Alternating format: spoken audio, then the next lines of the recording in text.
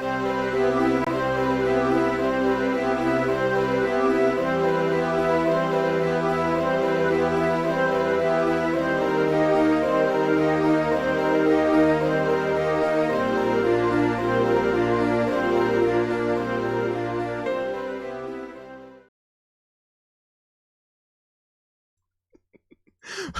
everybody. We are live. That's exciting. How is everybody doing? Oh, let me change that. I had the chat up and it moved all the windows over. Oh. Madness. How are y'all doing? It's been a while. Indeed, it has. Mm-hmm. Well, the Paul Haters Club has grown in number since we last met. Oh my God. We had a fundraising event that raised a lot of money. It's a burgeoning group. I mean, we're having to file, our LLC and all that stuff. So yeah. My favorite part of this is that Paul thinks that his internet outages are just by happenstance and not by design. We have not paid someone to go sit on your wires. It happens sometimes, This is the Order of Podcasters, Season 2, our triumphant return. Well, with an asterisk, right? Because we're not doing a regular episode this time around. Will we ever do a regular episode again? Is the question. Depends on how well you do today. So Misty's life depends on it. Right. I re-listened to the practice today to prep, and that was real good. That was real good. And when last we left everybody, y'all had encountered this mysterious, monstrous group called the Practice that steals people's body parts and sews them to themselves. And you managed to kill one, but Misty has been captured. The hospital they were in was blown up. Well, a hospital is a type of hotel, an involuntary hotel, but a hotel nonetheless. Yeah, that's true. And Misty's whereabouts are yet unknown. And that is not at all where we're going to pick up, because we are going to go back in time about 4 years and pick up with what Elliot Frazier III was doing back then in his original investigation. And we're going to learn more about his team, his Ordo Veritatis team. And so what I thought we would do, since we have to have introductions to all these episodes, is just for each episode, we'll have one of you kind of introduce your new character and give us a little tidbit about the new character. And because this, I mean, y'all are all going to die, and so we don't have a lot of time to get to know y'all. No, knowing that, I didn't really craft a lengthy backstory, but I do have some info. Okay, so let's do introductions down the row. This is going to be our season 2 introduction for the podcast. And so the more you add, the more I have to edit. I know y'all don't mind that at all. My name is Brian Hastie, and I go for it. Damn it. So am I doing 2 introductions here, Paul? Oh, that's true. It would be for this adventure, I should say. Yeah. So not the whole season. We could do one for this adventure and then one for the regular one afterwards, right? Well, we'll do that when we get there, because Misty does not, or Dice Junction does not have a character for that yet. Yeah. Because is Misty gonna die? Like, it just seems like that's what this has been, going towards, is inevitable death on all fronts at this point. Did make really bad choices when we played last. That's true. That's true. I guess you did. Oh, Paul, I hate you.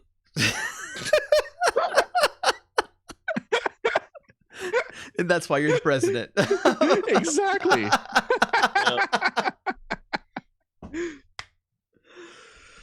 Oh, goodness. Thrash. Wilkes, welcome.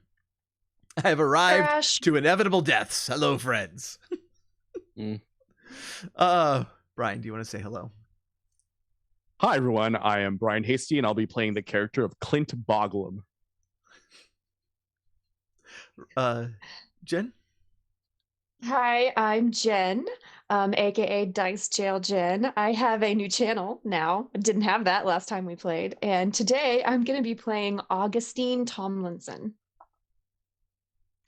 I accidentally left the announcement that my new album is on sale for $5 today only. That's from 3 days ago, but I have not turned off the sale because I got distracted. So it's not $5. It is $5. No, it is $5. It should an not be. extended sale. It is extended sale quite by accident. Since last time we played, you got a channel, you got affiliate, and you finally got emotes. She did. Yeah. Did. Rob? I'm Rob. I am playing Raleigh Phillips. Who wants to tell us a little bit more about their new character?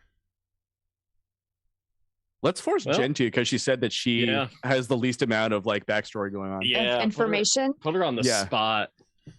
Yeah, so Augustine is a nerd. She's like a history book nerd. And so she's a tour guide. And so all of her skills that I gave her are related to bookish.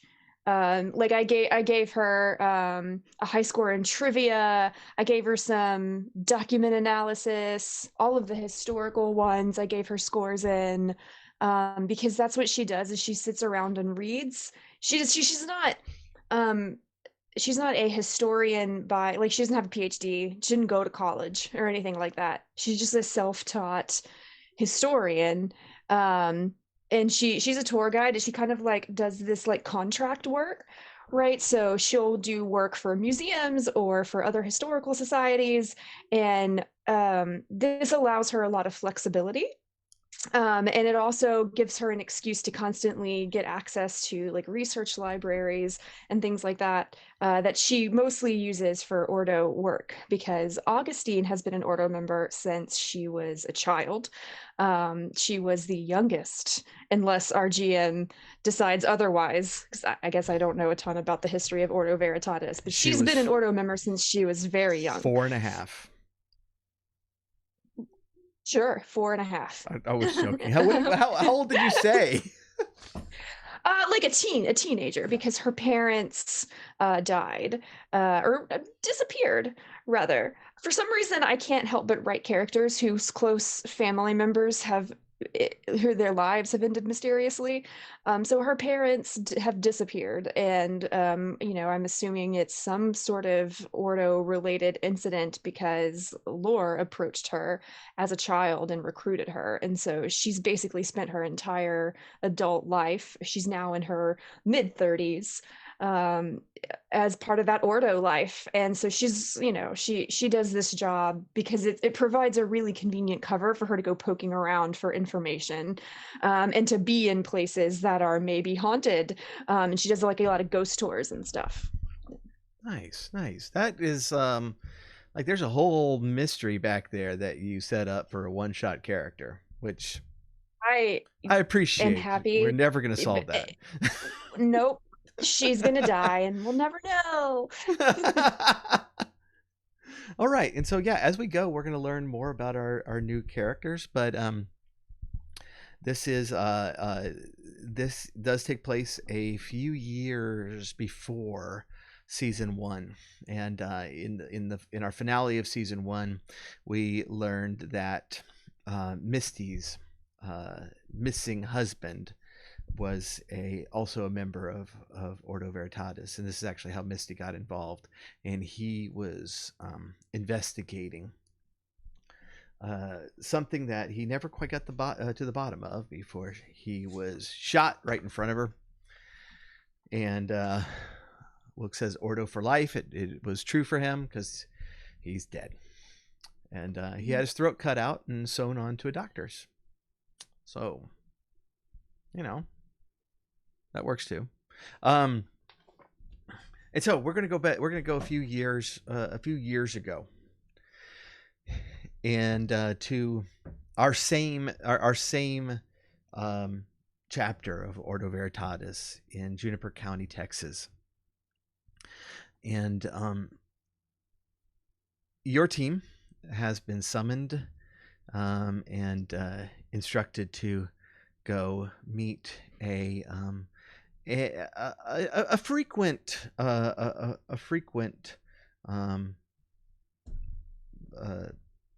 assistant helper that has been feeding all information on anything weird that comes about, and his name is Deputy Dakota South. He meets you away from the station because the sheriff doesn't understand, and so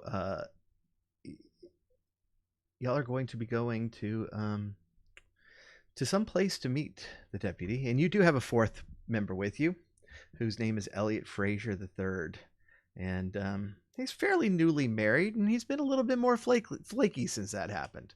We decided today, and that way we won't have to roleplay him all that much. Where are we going to meet? Full House. To where? Waffle House. Well, I thought I did. That's not what I heard at all. I heard Full House.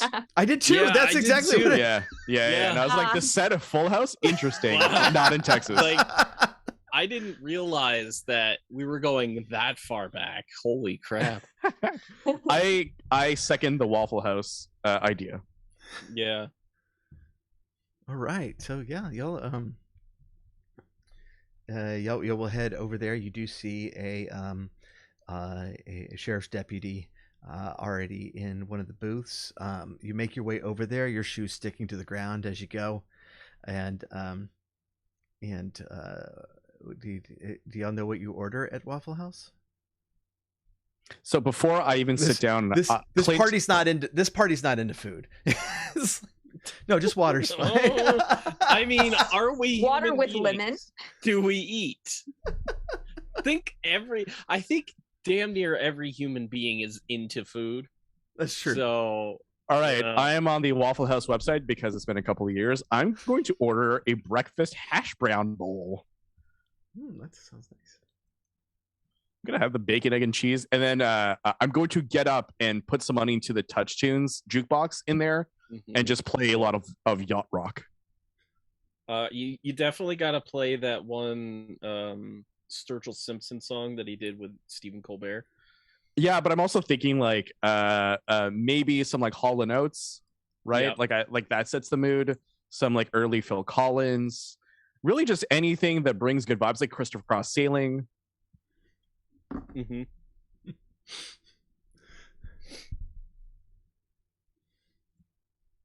Are you the only one ordering? Y'all just no. I'm Getting the all-star. I want the now. all-star breakfast with double bacon, and I would also like a coffee with cream and sugar and a water with lemon.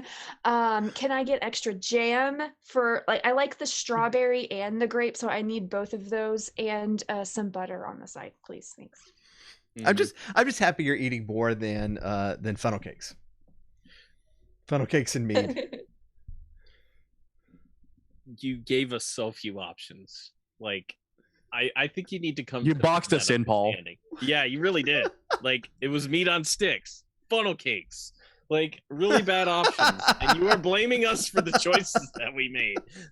And you wonder why there's a Paul Haters Club. You really do. I ordered a Texas bacon, egg, and cheese melt. In case any of you were wondering. Good call. Good call. My sandwiches at breakfast. What does Elliot order? He gets like one strip of bacon, and he asks for an egg, but he wants it poached, and they look at him weird, like, we don't poach eggs here. It's Waffle House. And he's like, I only eat my eggs poached. And we're just like, stop it, stop it, stop it. You do He this wants every scrambled, time, scrambled. Elliot. He'll have the toast. Dang it, Elliot! Would you knock that crap off already? My God! You complain Why every we gotta time, and do you this eat every the time? scrambled eggs every time. Like, keep it simple, dude. That's what I'm doing. The deputy will. It just kind of leans back and chuckles at y'all, and it's like, well, it's nice to see y'all again. Likewise. I have Yes, a sirree. pretty interesting one for you. You gonna eat that sausage? Yeah, well, you know the answer to that, and it is always yes. I kind of want to see you two duke it out for that. Stand in between a Texan and his sausage. It's just not right. I get it. You could rock, paper, scissors for it, guys, if you really felt the urge to battle it out. South like picks it up with his fork and then licks it and then puts it back down. Still eat it. I don't know. At Waffle House. You think I care about gross shit? I will He eat just it. kind of declared his property right there. I'd take it easy on him. I mean, I'm not gonna steal it. Sorry to interrupt. I have the toast, ma'am, that you ordered. Great jelly. And I have the toast. I'm sorry, I'm stretching with my fingers. I'll get your coffee and everything else for the table. I'm sorry. Continue. I'm still working on the sandwich. So we'll do. Poached egg. I ain't tipping that guy. Egg. I'm leaving that in. So funny. He makes poached eggs every morning. So he'll probably actually bring me one. And so he'll pull out a folder and say, this woman, Michaela Duffy, she fairly new in town, just moved into her dad's place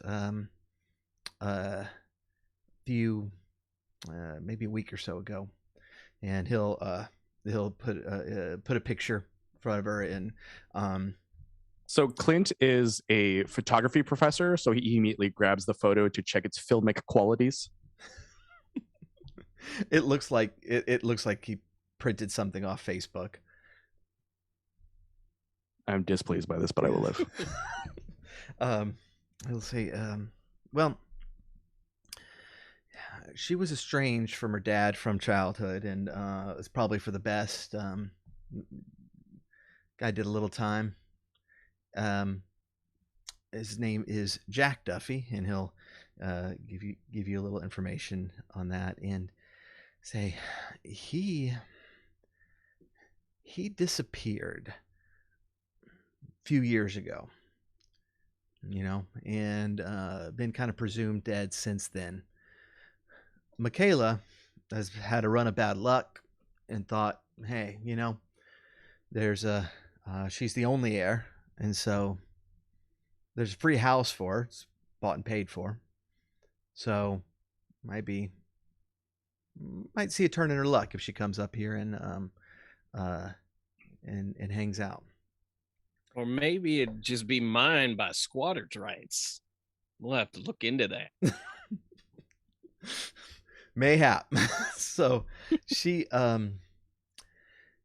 tells me that she's been seeing ghosts, and so I did my thing. I went over there, took a look around. It's certainly a creepy old place. Hasn't seen anybody there for 3 years. She's been having trouble getting the electricity turned back on and all, but I didn't see anything. Then she started describing what she saw to me, and I showed her a number of pictures.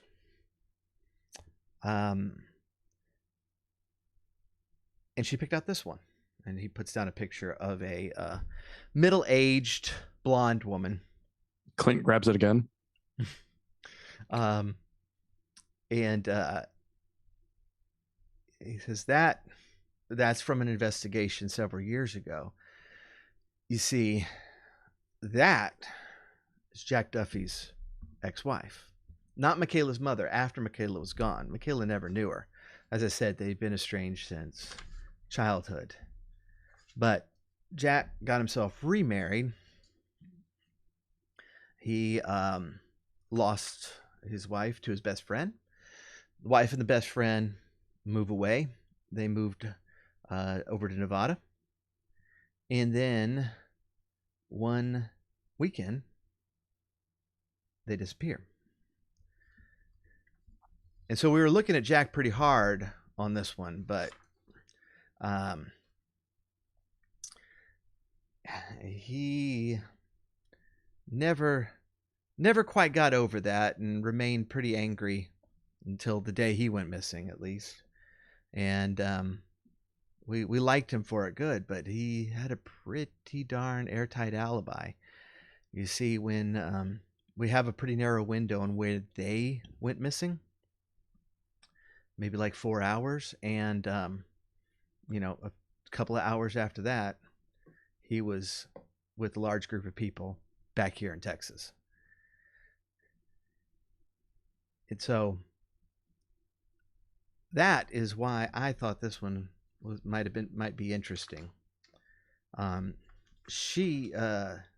doesn't want to spend any more time over there. She said that she would meet you out there if you'd like, but she's been staying at a motel here in town.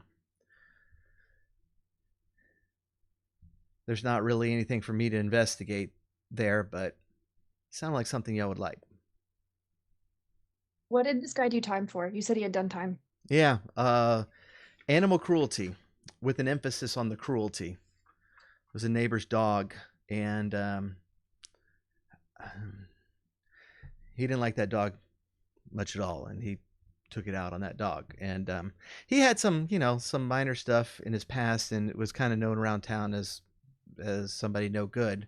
It wasn't here. It was a little bit east of here, and he was known as somebody who'd get into fights at the bar and generally make a nuisance of himself. And so they went pretty hard on him in the trial. He did I think it was 18 months start to finish, and got out.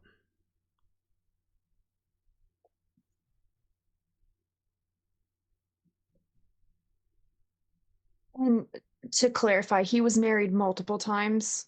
Yeah, like, And- are there any other marriages beyond these two? No, that was the last one. That was Mary Mumford. That was did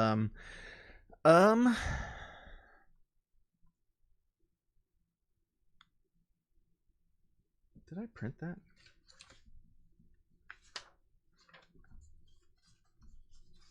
Holy smokes, did I not print out the timeline? That'd be horrible. God, Paul. Wow, unprepared. Paul And, Hader's I Club was- looking good. I It'll know. be added to the docket of the Paul Hader's I Club, know. Let me go get that. Unprepared. Let me go get that.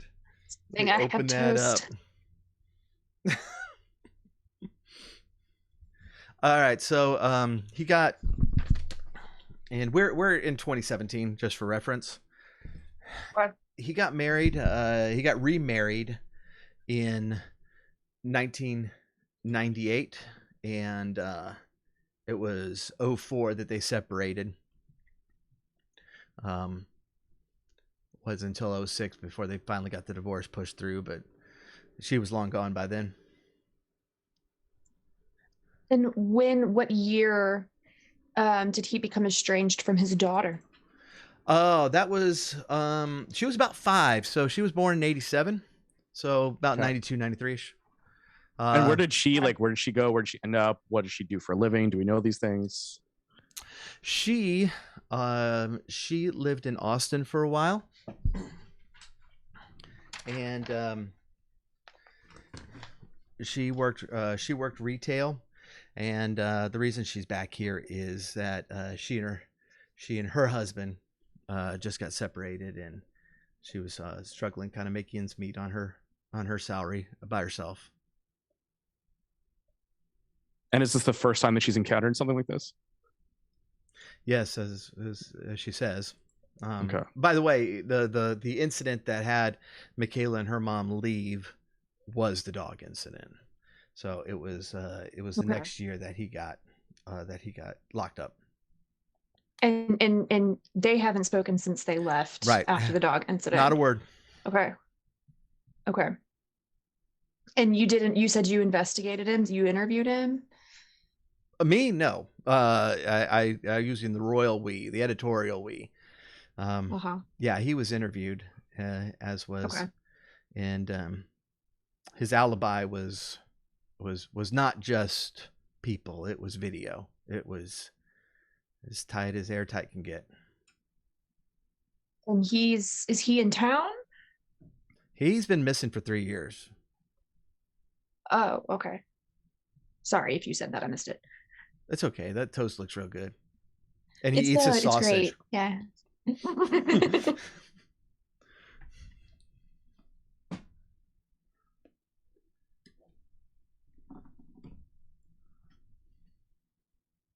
Are there like multiple instances of her seeing this thing?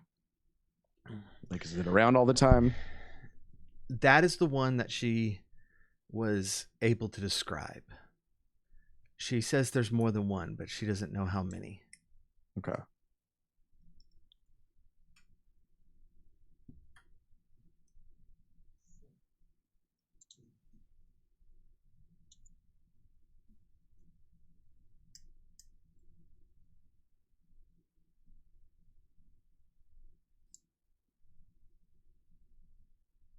Should we go out there? Should we go I can do it talk with to questions. her? I mean, probably should. Well, like I said, she's willing to meet you out there. I can give her a call and say that you're heading that way, if you'd like. Or if you want to Yeah, go see her appreciate elsewhere, it. that's fine. Would you all like a lift in my El Camino, my newly restored El Camino? I'd rather walk if you're asking me, But you could put the guitar case in back and sit down, and it would be wonderful. yeah, I guess so. I'll hop in.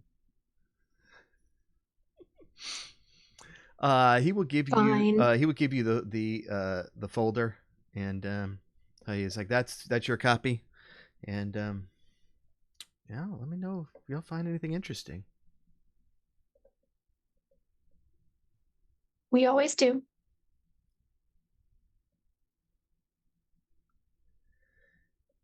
Okay, that's as fast as we've ever gotten through lunch. Or breakfast. Right. All right, so you're gonna head out, and the weather today is been pretty bad. It's rather dark. You kind of go through areas of heavy rain on your way out.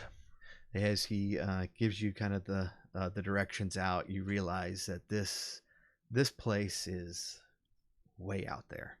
It is it's pretty far down into the country, and you end up on a one lane road that is mostly gravel, that is called on the map Crook's End, but there's actually not even a sign for this road. It is just this turn off a slightly larger 1.5 lane road out in the country. Depending on how observant you are, you may have missed the turn off a couple of times. I would have. I do not know. So who's driving? Clint's driving, I feel right? like He is indeed driving. How are you at directions? Did you like nail that? Clint's turn? pretty good. Yeah. Clint's pretty good. Yeah. He made it. Okay. All right. So the road turns off into this forest. The trees are really close on along the sides of this thing, and and you're not even sure exactly where, but the road turns into a driveway, and you're approaching this house. And I already sent y'all, but I'm going to show the stream, the map I made. Yes, that's my swimming pool that I made right there. It's a wonderful swimming pool. It's not at all a Has 2D tank. no Not at all. issues. Not The a swimming tank. pool. I'm very, very proud of the entire map except for that swimming pool. And, The swimming pool's the best part. And the Pizza Hut barn. Yeah. Definitely no dead bodies anywhere in this map. No.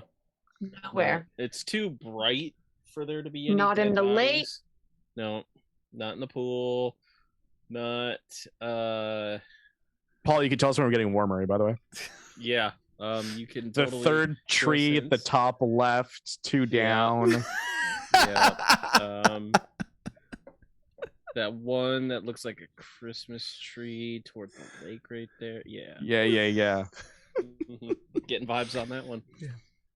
all right, That little like pig area, like the pig pen or crops or something. Yeah. Seems like an obvious choice. you you come to this gate now, and it's still really dark, but you can kind of see that even though you have low visibility through the gate, you can see that things kind of open up, and it's been cleared out. The gate is open. You do see a little Mazda parked over by the front door, and so you as you're pulling up and kind of your lights hit that car, you see that there's somebody still in the car, like they've been waiting on you, and does not want to go in by herself. And Map, oh, that's you. Goodness, Map, 5 out of 10. No labels. Pool is very abnormal. You're welcome. I am writing. I thought that was thrash. Yelp, as we could... No. On Yelp. Oh goodness. All right. So, as I say, it's pretty rainy. The actual house part of this property is right in front of you. You're parking beside the Mazda. And are you going inside? Are you gonna? How much? Yeah. So most of this terrain is like visible to us, right? Like we get out of the car, we can kind of see all the buildings. Kind of through the haze. The weather's really bad right now, and so as yeah, you can see kind of the outlines of buildings and stuff. But Folks, yeah, this is how a DM forces you into the home. yes. Take notes, everybody. Take notes. Yeah. So you said there's a Mazda, Yes. and I want to peek in. Okay. So Michaela Duffy is like inside, and Yeah. you like, and she like turns around and it's like, oh, And I'm like- hi. And like knocking on the window, like, And she'll get out and say, oh, are y'all the people that the deputy said he was sending? That's right, ma'am. yes. We Oh, have extra you- toast. Would you like some toast? Do you happen to get a lot of visitors out here? Because this is like the middle of nowhere. So, I mean, if there's anybody else coming out here, I'd be a little concerned. But yes, we are those particular folks. Well, yeah, What are I your guess thoughts that's on grape jelly? I guess that's fair, because not even Have grape. Domino's can find their way out here. Yeah, I could see how that'd be a nightmare for them because that road is not labeled. Well, yeah, come on in, and she'll she will go in and unlock the front door and let you in, unless you want to go look around. I will walk in to my certain doom. I will excitedly walk in, full of gusto and life. I suppose I'll come as well. My notes say that she does not want my toast. Just put it in your jacket, just like Sprocket did with that dream pastry. Find it 3 months later. I as soon as I walk through the door, I'm like, I need to potty. Is there a toilet in this place? Perchance. Yes, it's right there by the stairs. Great, thank you. So the main hall has tiled floor, oak paneled walls, and a variety of these like all right, so like like the art prints people would have if they only know famous art and don't know why they're famous. There's all of that, and in cheap frames, and it's kind of all of it's kind of faded. Right by the front door is a small table where it sits a pile of keys, and you can see kind of across the room there's like this old sofa there, and a little TV stand, and a kind of crappy TV with both VCR and DVD hooked up. It's this guy was clearly up to date on his technology, and that's where you are. The bathroom is a spacious bathroom tiled in ugly magnolia with floral stencils, and has a old-fashioned claw foot bath and a large arched mirror above the sink, and the toilet.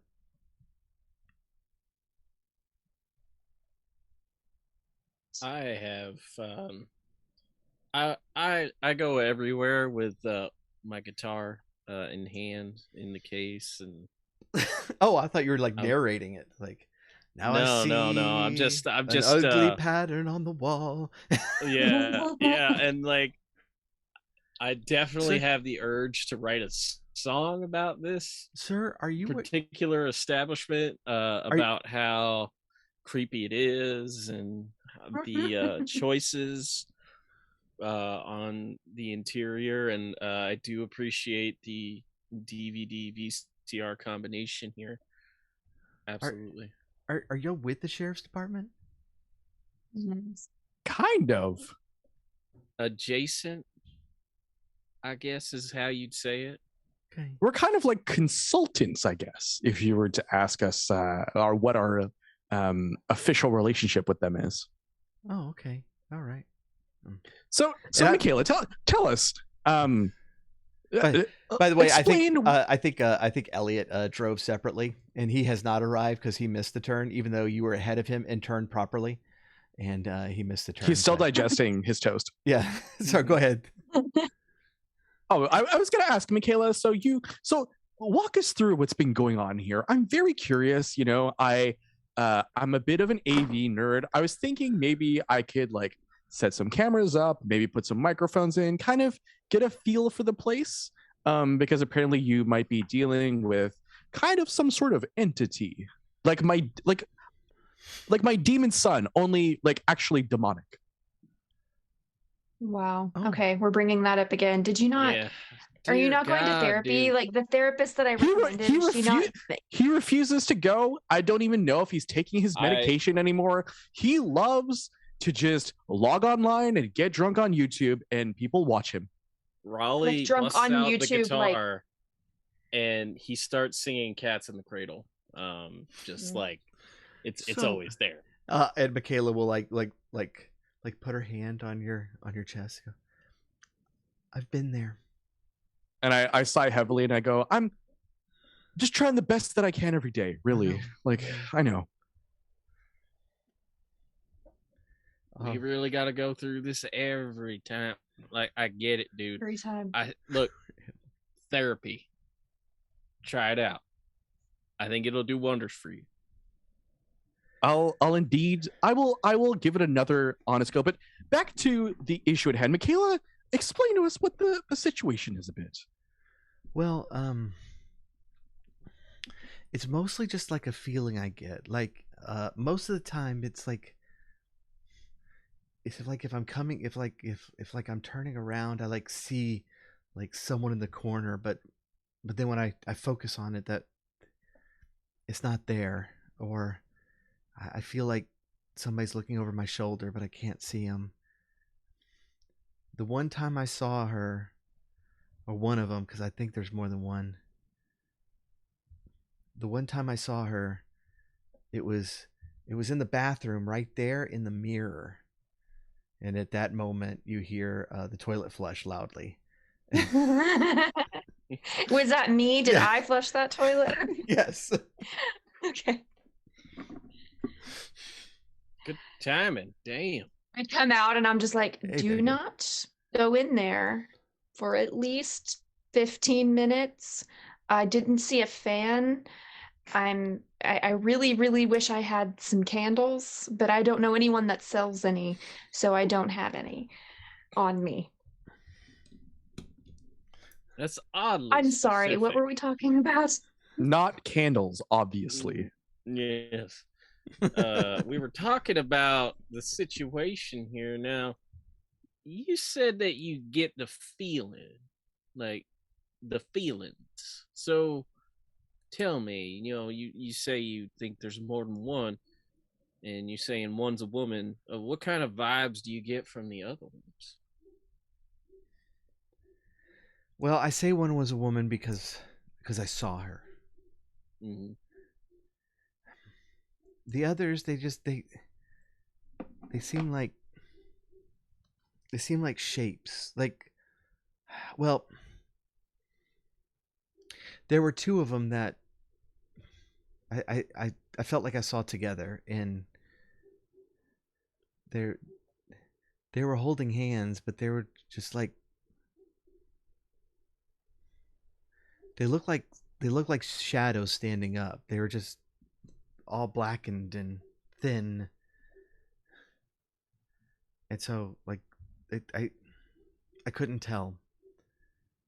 The others aren't always like that. I just there's one that's very large.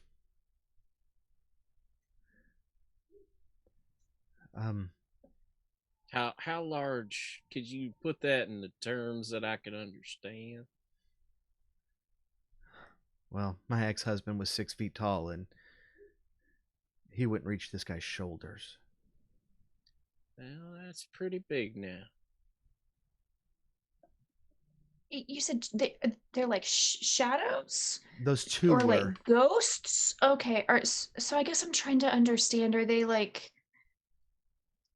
translucent, like you would think like a ghost you would see on TV or a cartoon, or are they like more dark, or are they more Do they kind of look like if you squeezed your eyes shut for a while and maybe pressed on them and then opened them up and you saw a glint of something? Would it be similar to that, perhaps? That's not a bad way to describe it, because I only see them for a moment, but they look real. They look physical when I do. They don't look like see-through or anything. Now, is it out of the corner of your eye, or is Yeah, it no, that's like, it exactly. Yeah. Okay. I got you.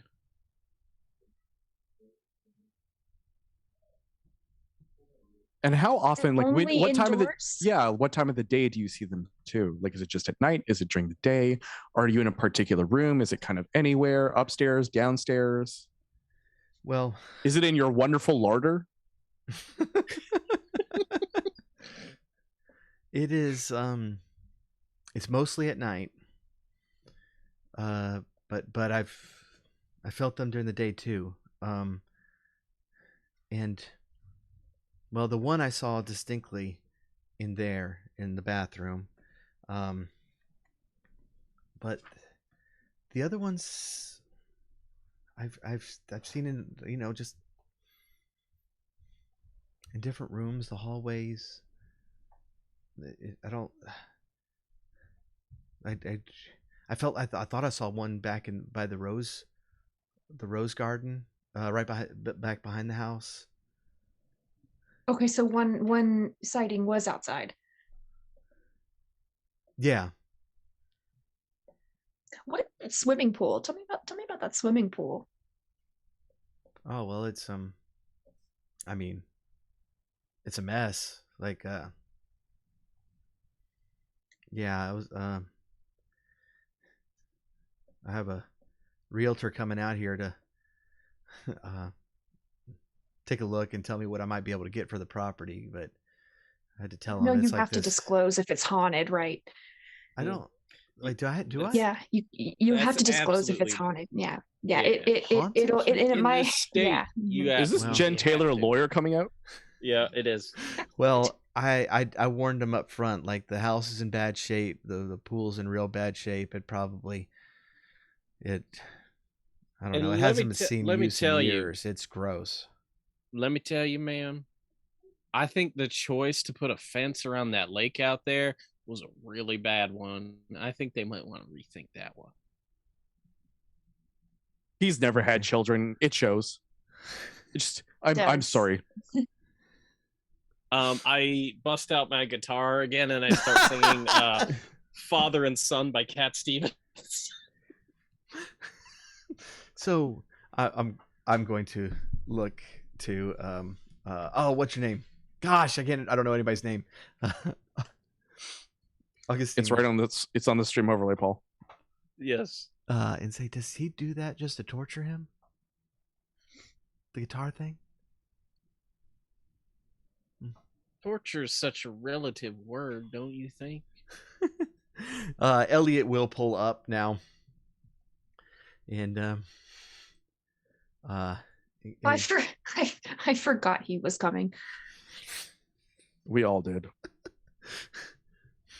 About time. I mean, God, you could keep up. Like, put the toast down, man. Damn. He comes in, clearly has forgotten his umbrella, so he's shaking out his jacket. He's like, "Oh, sorry. Oh, my toast is all. Oh, throw it outside." And sorry about that. I took the wrong turn. I thought you were taking the wrong turn. I was like, "No, that's the wrong way." Yeah, it turns out that was the right way. Yeah. This is Well, glad you could make it. Typical behavior. Lately, Classic for Elliot. You, yeah, classic. Yeah, we got some information. No, some no. interesting information. Like, no. I think I figured it out. All right. Oh, you think so? Yeah. The floor is yours. No, Yeah. well, no, not this problem. Just like Misty's been asking. Let me tell. Gosh, Misty's been asking a lot of questions, as you know. But I made up something that she's never going to be interested in: LARPing. And so, like every time I say I'm going out LARPing, her eyes glaze over and she just like ignores me. Yeah, I think it's gonna work. You That really actually think sounds so? pretty fun. That LARP sounds fun. We should actually go sometime. I don't know how to do it or anything. I just heard about it. You Yeah. might want to peop- figure that out before she digs deeper and She's- realizes that you're really bad at it. Well, no, she's never she's never going to ask any questions about this. Let me ask you, how many How times do you she know been- your wife? Yeah, how many times she been married before you? How she? Wait, I don't know. yeah. I think two. Hmm? Two. You think two? You Well, think okay. two? She told me one early on, but I've heard a few names, Uh-huh. which makes me think there's at least two. I don't know. I don't know. I Googled some of those names and I don't know. I get bad vibes from her. Wow, she's wonderful. Okay. I mentioned. Elliot, I have mentioned. By the you- way, I mentioned to her how you're always looking for candles, and I thought that might be a fun pastime for her. I swear to God, if she starts trying to make candles, Elliot, have you ever considered that perhaps you are LARPing all of the time? Dang, yeah, Elliot, that was I have a good profound. therapist recommendation for you. Wow. Yeah. Meanwhile, Michaela's like, I'm sorry. Am I interrupting you? No, this Michaela, is we'll get to your problem. We'll get to that. Look, we're tackling multiple issues here. It seems like you got an infestation. We've got an infestation within the team. We're trying to tackle that and everything that's going on here. Don't you worry. We've got things under control. So, Okay. Michaela, do I have your permission to set up a couple of like voice recorders and maybe a camera or two, just to see what we can get? I'm a bit of an AV junkie. Yeah. Yeah, that's if you fine. haven't heard, like the first time, he's an AV quote unquote nerd. Yeah, that sounds good. So, Clint will head out to the El Camino to grab his bag of stuff. If you really want to know what it's like to ride in that thing, it's like, I assume it's what it's like to be inside a mullet, because that's what it is. Thankfully, Clint is still not back, so he did not hear that. What Is did this up Elliot front? drive? What the hell is that in the back? I don't know, but it's definitely mullet-ish. Elliot feels like a Beamer guy to me. Mm-hmm. Mm-hmm. I mean, right. For Misty to be attracted to him, he's probably at least has the semblance of money. Oh no, y'all I- y'all definitely have money. Like I assume when you name someone the third, they've got to come from a line of money. right, yes. Yeah, no, like the whole reason he got into Ordo Veritatis was as a hobby because he did not need to work. Mm-hmm. Mm. Did you get toast crumbs all over your leather seats again? Because that's gonna start another fight with Misty. Oh crap. All right. Well, I'll go You better go get that thing detailed Yeah. before you get Why don't here. you go take care of that, and we will start looking around in here. I can no, I'm here for the team. Like in the old days. Look, just cuz Look, Like, Elliot. You want to go Elliot, inspect? Wait, hold on, Elliot. Maybe you ever have a summer job before, Elliot? no. No. Okay.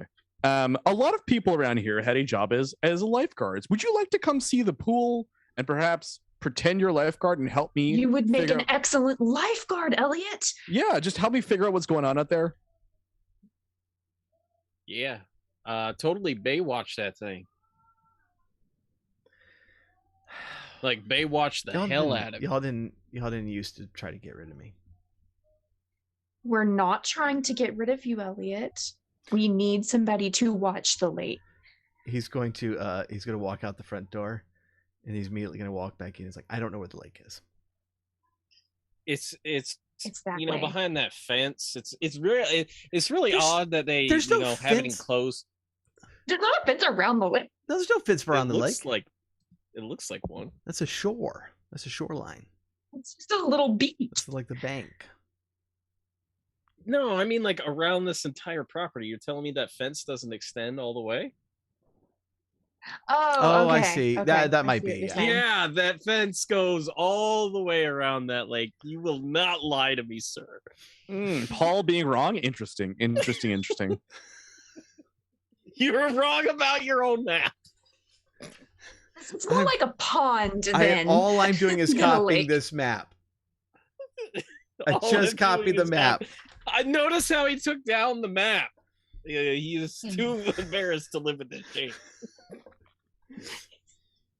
Too embarrassing. Hey, is Please, there a pool on the Ryan. OG map? Brian, can you add that Yes. to the docket? Oh, for it's Paul on Anderson? there. Don't worry, it's on there. Thank you. He confuses land and sea. Don't worry.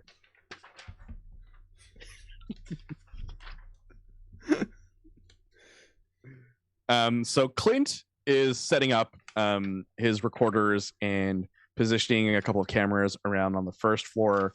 Did Michaela ever answer where she sees them? Like a little bit everywhere, right? A little bit everywhere. Okay, so some 2 on the second floor, 2 on the first floor, and then 3 recorders. 2 I'm on top, like- 1 on the bottom. So I'm gonna go back in the bathroom, and since she had mentioned she saw one in the mirror, I'm gonna like turn my back to it, and every now and then I'm like turn around real quickly and see if I can see it, and then I just like I keep doing this. Yeah. Okay.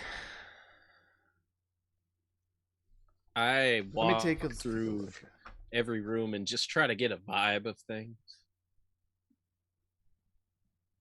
That's all I do. This technique I'm using, by the way, it took me years to master. Don't try this at home. Michaela, I wouldn't recommend you doing it. You're not a professional. And I'm sorry, Rob. What were you doing? I was basically just walking from room to room, just kind of trying to get a vibe for what's going on. Okay. She's gonna. Michaela will tell you. It's like now, those keys, like, there's a different key for every room. Some of the rooms are still locked, and so I just put all the indoor keys here, and y'all can use them however.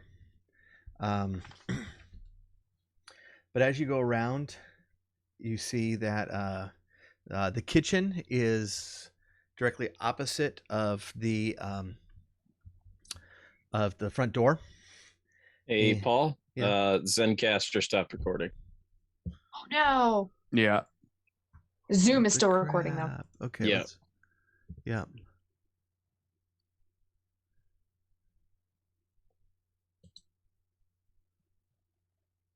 Did you see it stop? Was it just now? I saw it. I don't know if I It'll saw it, but you know. Yeah. I just sat down to work on an episode of Mont Blanc's Hunters, and it did the same thing. It just cut off. Yeah. 30 minutes at the end. Thankfully there's backups, but still kind of annoying.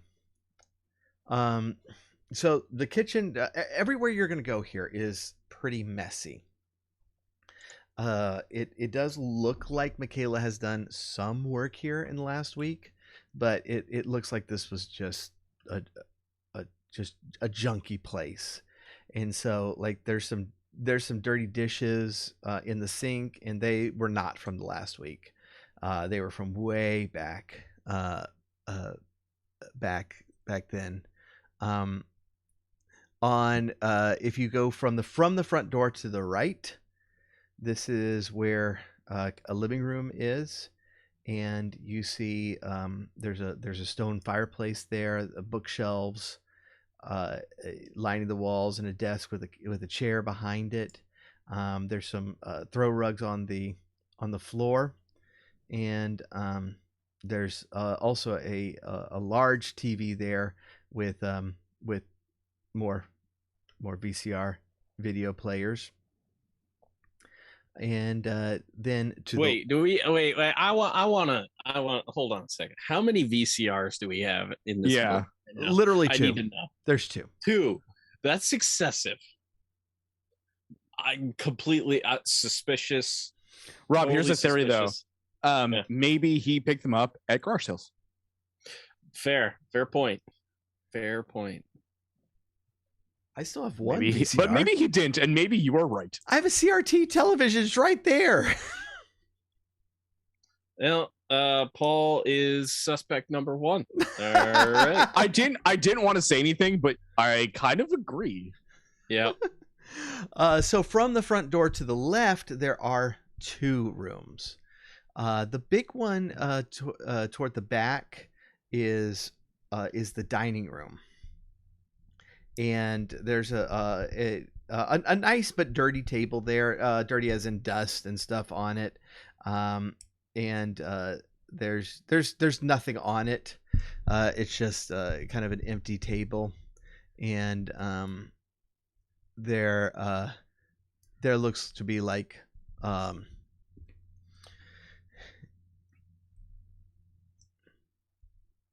losing connection again. Okay, it's been going well so far though. So there's like a china cabinet there with nothing in it, and that sort of thing. And then finally, besides the bathroom, there's the front room to the left is the games room, and this is decorated in just like this kind of terrible pseudo medieval type decor with shields and cross swords and a halberd on one wall, and A LARPer? Is he a LARPer? and dark paneling. There's a billiards table in there, and it's just covered in dust.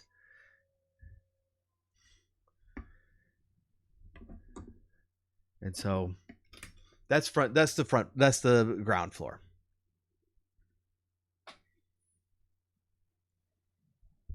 Doesn't seem like much down here, but let me tell you, man with 2 VCRs is either a man after your own heart or he is guilty. 100%. Either of those things, nothing else. Mm-hmm. Oh, Uh-huh. I think I had 2 VCRs up till about 2010. Again, Paul is suspect number 1. Just digging that grave. Yep. Paul is in this game now, and he is wreaking havoc on all of us.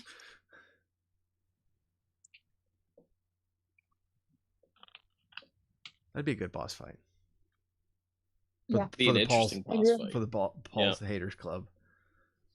Yes, the Paul Haters Club teams up to fight Paul. Featuring VCRs. Featuring VCRs. And it turns into like a wrestling event. We're beating each other over the head with VCRs. It's great. What they were intended for. Yeah. So there is a stairs heading up, and underneath that there is a stairs heading to the basement. Oh, I'll go into the basement. I will absolutely go into the basement too. Okay. All right. So don't have a map for the basement because it is one room. And in here, trying to find my thing. This is just a completely empty room, and the walls here are unfinished, and you see though,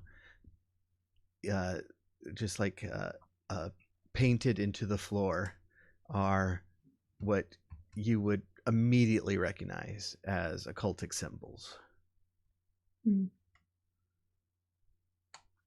Looks like somebody down here is trying to conjure up some VCRs, and by the looks of it, it seemed to have worked. Do we see a lot of tapes around? Like, are there any labeled tapes? Yeah. There's a section on the bookshelves in the study upstairs. What do we got? Clamshells, classic cardboard. Tell us, Paul. He taped the 1993 Super Bowl. Oddly enough, it's a weird choice. Yeah, are they commercially available or like home tapes? They are both. Okay, can we start watching a couple of home tapes? Well, by home I want to watch the home tapes. Yeah. nothing is labeled like this is like Christmas or something. Like it's all like movies that he taped off the television. Okay. I want to relive the joy of my youth. So can I put one in, and I want to see like the grain and things like that. Yeah, absolutely. And he has like a whole tape of of top 10 programs from VH1 in the 90s that looks like is pretty worn. Like he really liked that one. And he really loved the 90s. Yeah. I'm super into playing with the tracking while I put it in. Yes. I'm so glad y'all like immediately ran away from all of like the occult stuff and is fascinated with. We're just trying to rule out everything. Tapes. Yeah, I look around to see if there is a taped version of the Goonies, just to see if there is that octopus scene in it. I don't know the lore on that. When did they show this? Because he definitely has the Goonies. When I was a kid, I distinctly remember the few times that I saw the Goonies on TV. There's this one. It's not in like the DVD cuts and stuff these days, and the ones that they air on TV. But back in the day, they used to show this one scene when they find the ship. There is like this huge octopus that is in the water.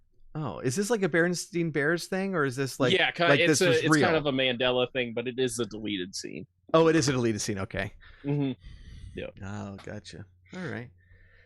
So yeah, if they put that like on the TV version, then yeah, he definitely taped Goonies off television. So you're okay. Yeah. like Michaela's like nervously in the other room, and she hears you from the other room go, "Aha! I found it!" And she's like, "Oh, gay, that was easy." And it's like, no, it's the octopus from Goonies.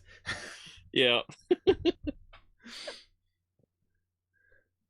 thought you were crazy telling me that scene was there. Huh. Interesting. I'm not totally 100% crazy. So Paul, my character has a 3 in occult studies, so I would like to spend a point in order to understand what these symbols are. They are. Yeah, you can tell they're like an attempt to make some kind of doorway. Do I guess I'll ask Michaela. Is she down here with us? Did she follow us, or is she like scared of the basement? She'll come if you ask her to. Otherwise, she'll stay in the front room. I don't need her to come down. I could go back up and talk to her and just ask her if she had seen those symbols before. I guess also my other question, was this your childhood home? Were you here as a child before you left, or this is new? No, for this is new. He bought this after winning the lottery. Okay. When you got here, did you notice those symbols? Well, I didn't. Like, it didn't make any sense to me. I didn't know they were symbols for anything. Yes. This is a valuable lesson, and this is the lesson of this arc of the Order of Podcasters. Winning the lottery will lead you to the occult. It's just how it happens. Never play. Never play. Never play, or you might accidentally summon demons. Well, it's just a slippery slope. Yeah, they're greedy capitalist pigs. Yeah, exactly. Meanwhile, this episode of the Order of Podcasters sponsored by DraftKings. Now available in New York.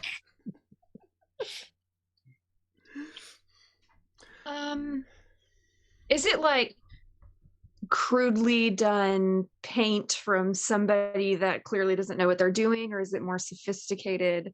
Yeah, like did it look like it was like a successful doorway drawing? Or is this like somebody that doesn't know what they're doing? No, it looks like whoever did it knew what they were doing.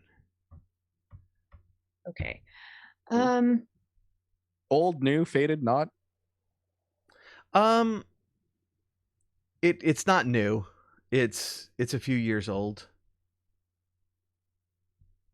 You don't think it's 50 years old. But it's not like in the last year.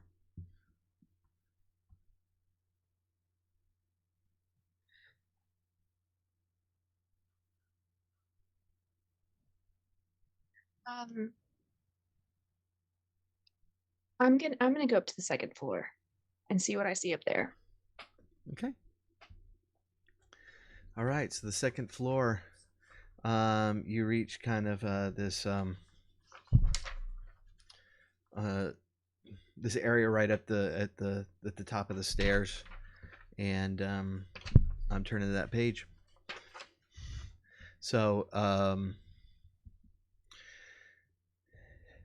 again, using our kind of the front door as our guide, on the left side at the very bottom, you there's a guest bedroom, and that is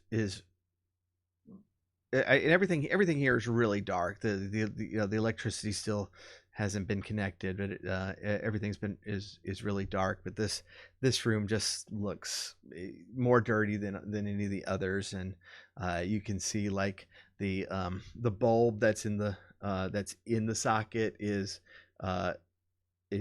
doesn't have a fixture around it, and it's broken. There's several boxes there that like labeled like moving boxes, but they're covered in dust. And next to that is the master bedroom, and the whole room just smells of cigarette smokes. And there's a vast 4-poster bed there. The canopy long since removed. And let me see if there's anything else there.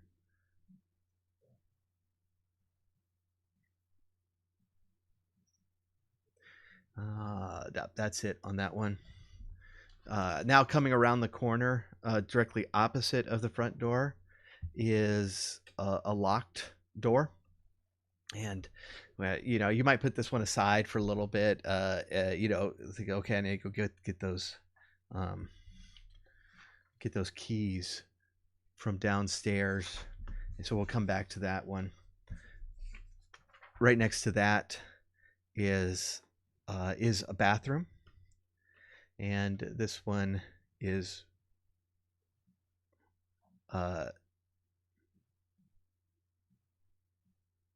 holy smokes. This is so British. I was sitting there, I was like, wait, I'm on the first floor. I think I should be on the second floor.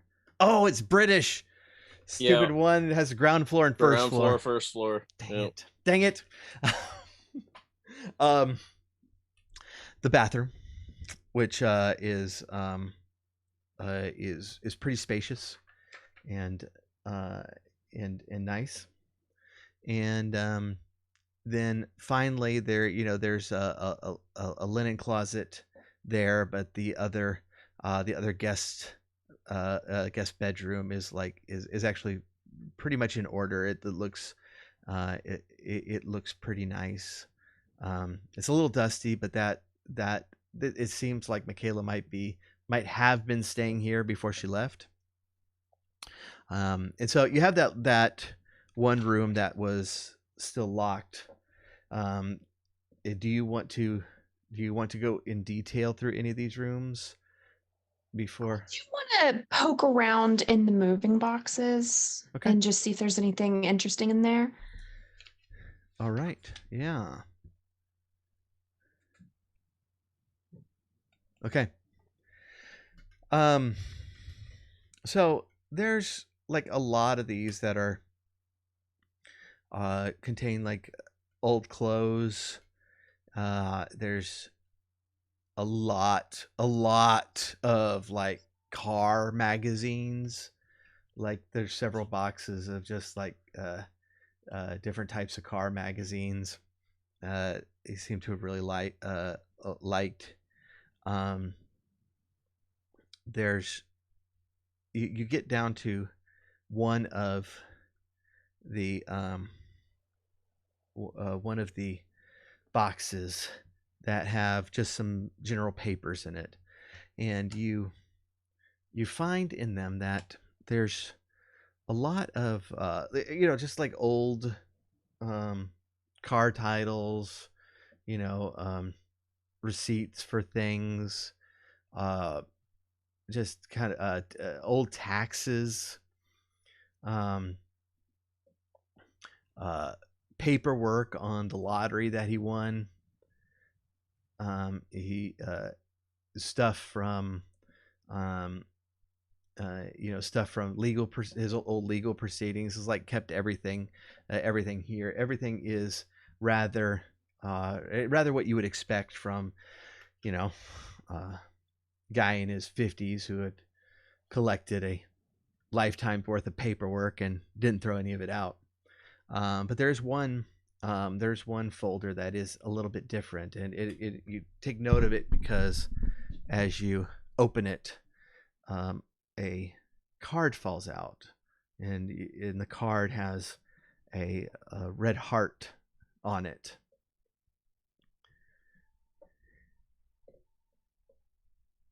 Does it say anything? Yeah, you'll grab that, and it's clearly a Valentine's Day card, and the date's not labeled, but it does look a few years old, and it says, "With all my love to my bad boy," and then 5 X's. So, yeah. Whoa. 5. Whoa. That's Intent. serious right there. Right. Super Family serial. stream, Paul. This is Yep. family stream. Yeah, this is a family stream, and this Valentine is going a little above and beyond. Right below that is actually a torn paper. Do you have let me see what you got. I have document analysis. Oh, or that what yeah, is it? I think that'll work. Yes, That'll work for you. I have a 2. Yeah, I have a 2 in document analysis, Okay. So I can even spend a point if I need to. you get you get like the bottom third of this clearly torn piece of paper, and so you get some bits of it, but you recognize this as a restraining order, and it is made out to J. Duffy, and it was issued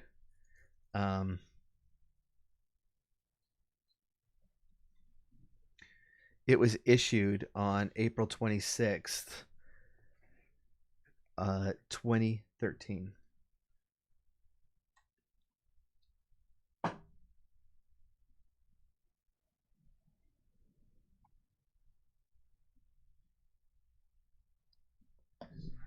Now, there's one more thing below that, and this is a handwritten letter. And this is dated March 18th, 2016. 13, sorry. I did say 13 before? I hope so. Yeah, 2013. did. Yeah. Both of these are 2013. The letter is from March 18th, 2013. It has the same handwriting as the Valentine's Day card. It reads, "Jack, it's over between us, hun. I'm not keeping the baby, and you have to respect that, or there'll be trouble. You can forget about your deal, because I don't need your protection, and I don't want your help. So you can quit it with the rough talk, Jack. It's not cute anymore, and it's just sad. Anyway, I finally asked my Uncle Eric about you, and you know what? Oh, sorry, forget that. The next part says, I was so stupid, but I'm so clear on everything now. I'm so sorry it come to this, but you didn't leave me any choice. If you don't stop calling, I'll get the police involved, and you don't want that, do you? I'll never forget what we had. B." Just the letter B. So before we continue, I just want to point out, since I am playing a historian and since I know Wilkes is watching, the April 26th is the day John Wilkes Booth died. So I feel like I have to point that out. Otherwise, he'll think I don't remember. And I remember. That would, yeah. You'd be in the same kind of trouble as I'd be in trouble. if Jack keeps calling B. It's the same Yeah. kind of trouble that you'd be in. That's the kind of trouble I would be in. So I.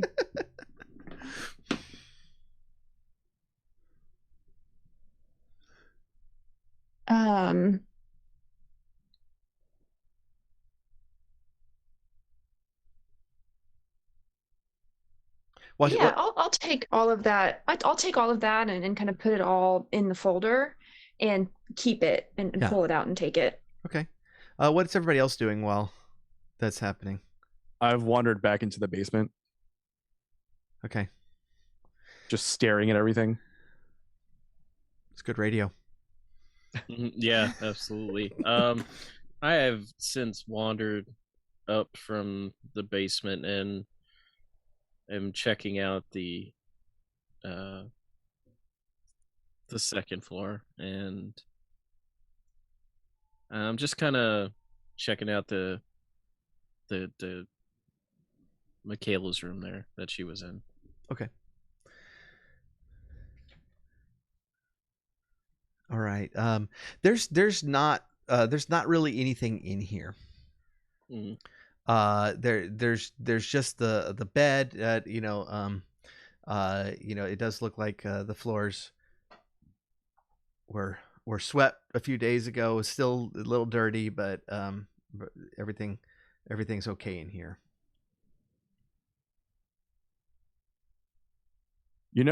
Sometimes a flute gets played in that case.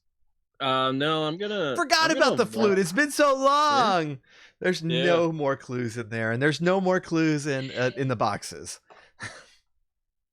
I'm gonna go downstairs and I'm gonna grab a bunch of keys and I'm gonna see. I'm gonna try and keys in the locked room. Yeah. Okay. Let's do that. When Michaela sees you doing that, it's like, I never found the key to that one, and you go through all the keys, and none of them fit. Which general ability would allow us to lock? To kick in a door, please.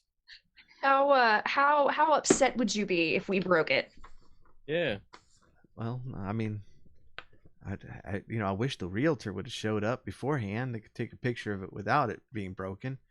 Yeah, but like there's you're gonna have to change the lock anyway if you're gonna. They're gonna ask you all about it eventually. Let's be honest. That's true. Just judging by walking through this place, you got some issues here that are gonna need to be resolved.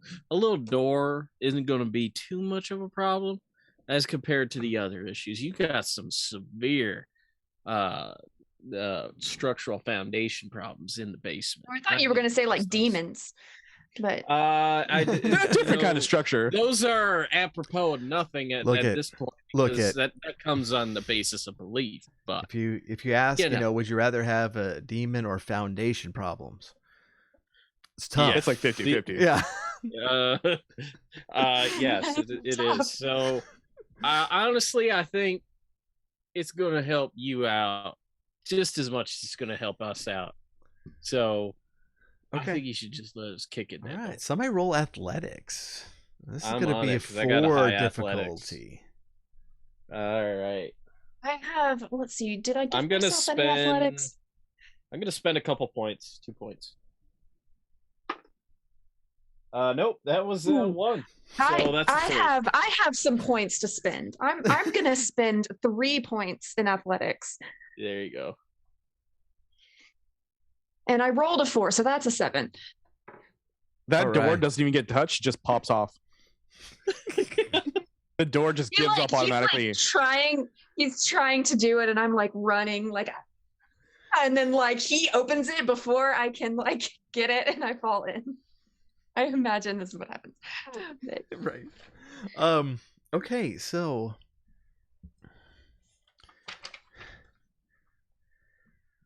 That room is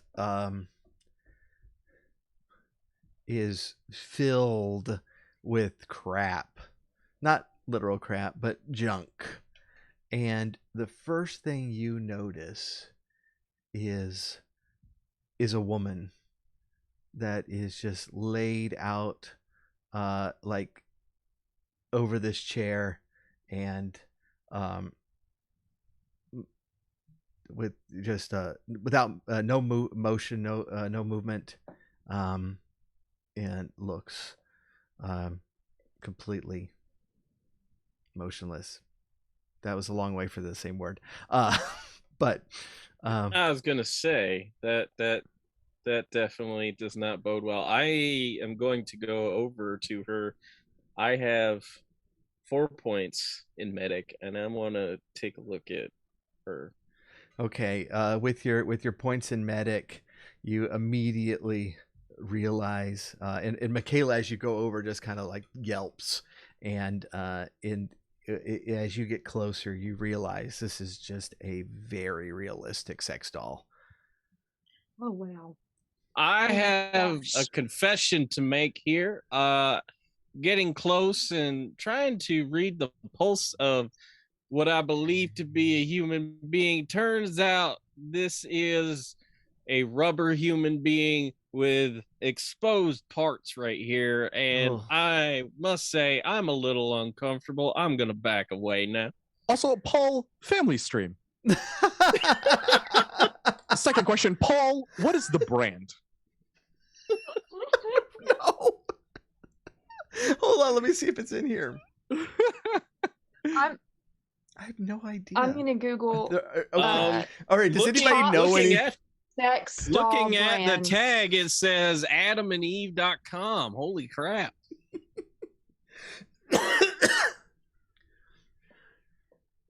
Oh, okay. These are realistic looking. Damn. A little too realistic. I've seen the Vice doc about real dolls.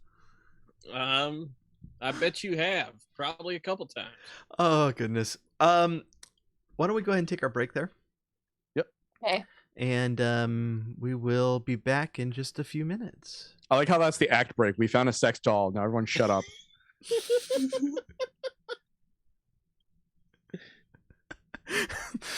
Contempt comes come in here, and the first thing I hear is adamandeve.com. They found a sex doll. It's great timing. Great timing. All right, we'll be right back. Give us about 5 minutes. Okay. All right, we got to turn on microphones. All right, yeah, we're all out of order. Yeah, we are. All right, so Jen, leave your camera on. If everybody else could switch off, and then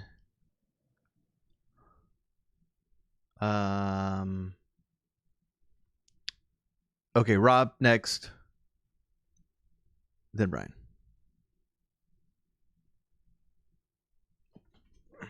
We're good. We're good. All right.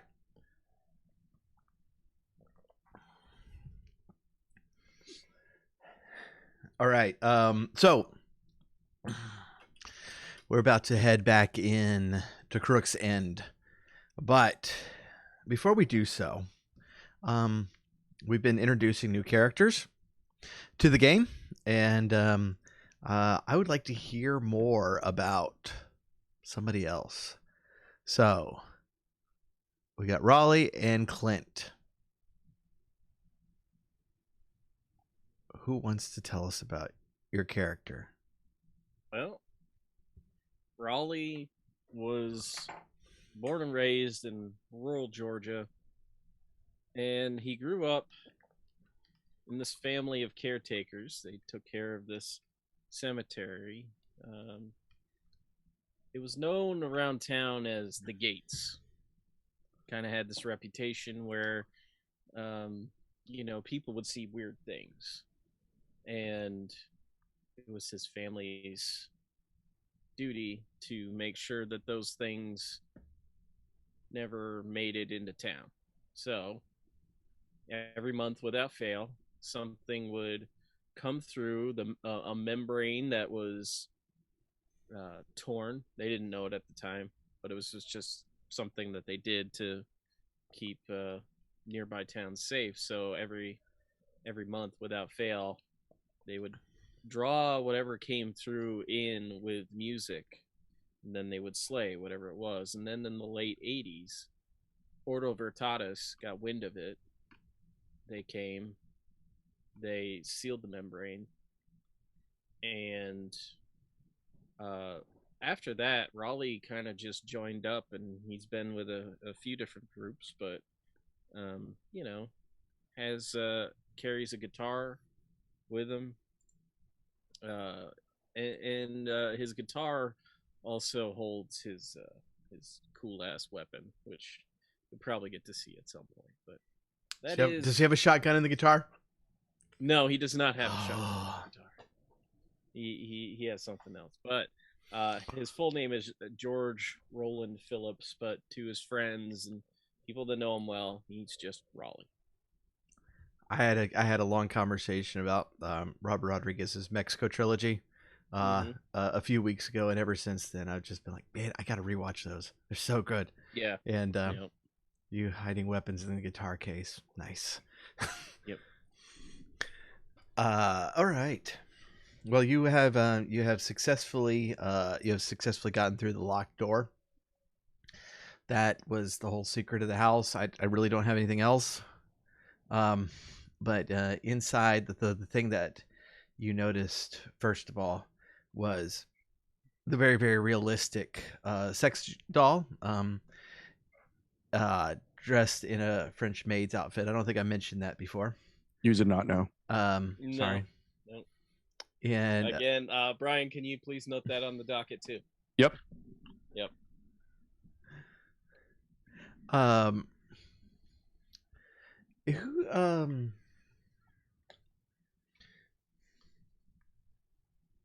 me check out real quick.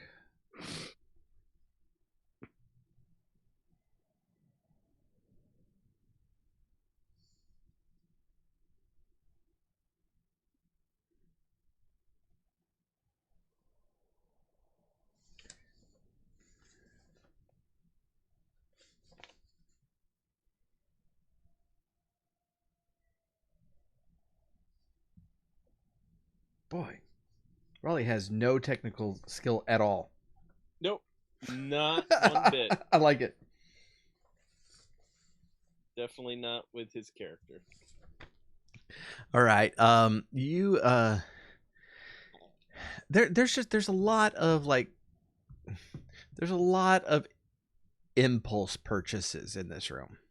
You know, like he was up way too late at night and saw something cool on the TV, or later, as Amazon was picking up, you're just browsing through, finding some really, really random stuff, and getting them. So there's an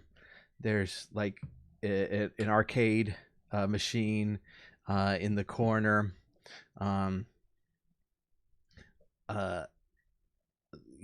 Some boxes of super sharp knives that haven't been opened. There is a box of in an old video camera there that the camera's not in there, but the box still is in the corner. This place, if the whole house looked like this would definitely be a hoarder, but this is just this room. And I definitely see in one corner there's a Ronco Showtime, and I totally want to steal it. There is a Time Life collection. Take this for evidence. Yeah, I'll be back. Totally. We're gonna need to bring this with us. It seems pertinent. Like that toaster from Ghostbusters 2. Well, it's the same situation here. We're gonna have to exercise whatever's in this thing.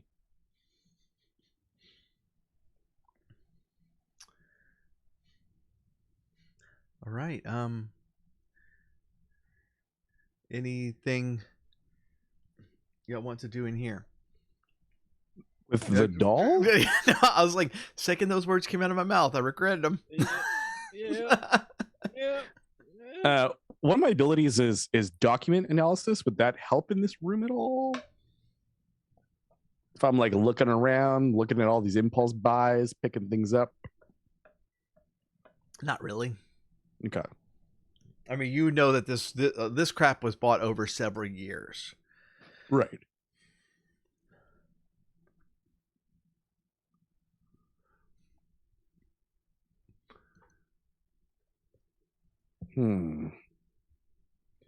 If we were to pick the doll up, is it too heavy? Is there something inside of it that we should worry about? Oh, okay. I was like, I do not know what a sex doll feels like, but but no, there's you brought this into our world, Paul.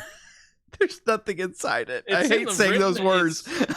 I assume it's written in the adventure.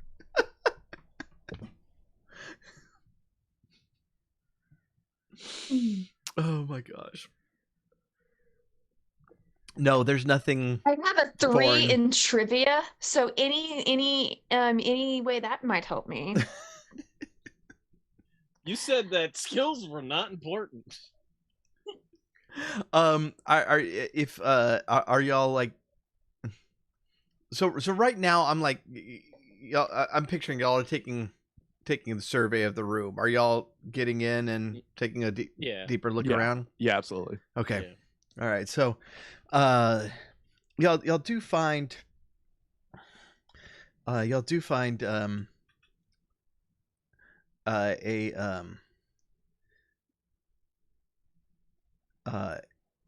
kind of, there's some like boxes leaning against the wall, and as you're looking behind it, you see there's a framed picture there of and as you look at it, it's of an 8-year-old girl, and this looks like this was taken a ways back, and Michaela will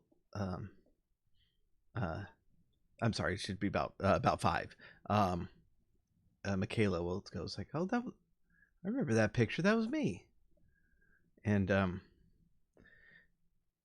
you will also find kind of underneath a bunch of the junk.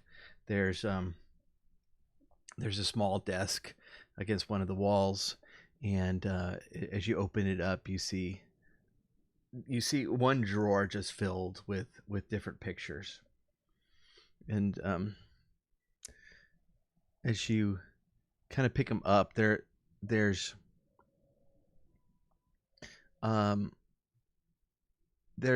2 kind of sets. There's one that is like a set of Polaroids, and then there's another grouping that seems to have been made with a proper camera, and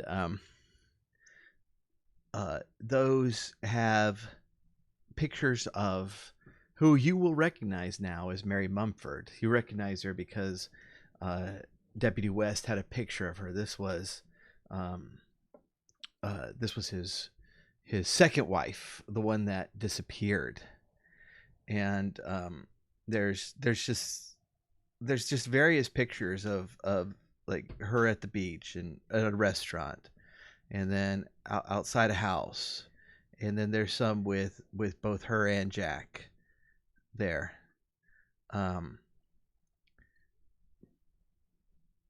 As you start looking through the Polaroids, you realize that these are the photos that the private detective had given him to prove that Mary was cheating on him. And it is pictures of her and another man.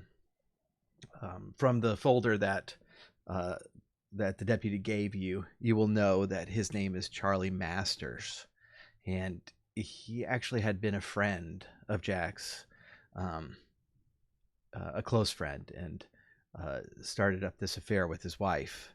And these are all Polaroids of them together. By our powers combined, we make one competent investigator. We are Captain Ordo.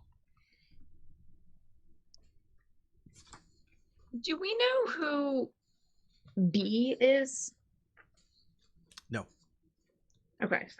I'm gonna ask Michaela if she knows who B might be. I know she left his life before that, but I don't know if she might know. B? No. Okay. Do you have any sort of what are your skills? Again, it was emphasized that skills were not important. I know, we're gonna work around them. You actually have document analysis. So yeah. All right. So you would know that like well, first of all, like I did give you dates. So those dates were from 2013. So only about 4 years, 4 years ago. ago. Right. So this Mhm. is like right before he disappeared. The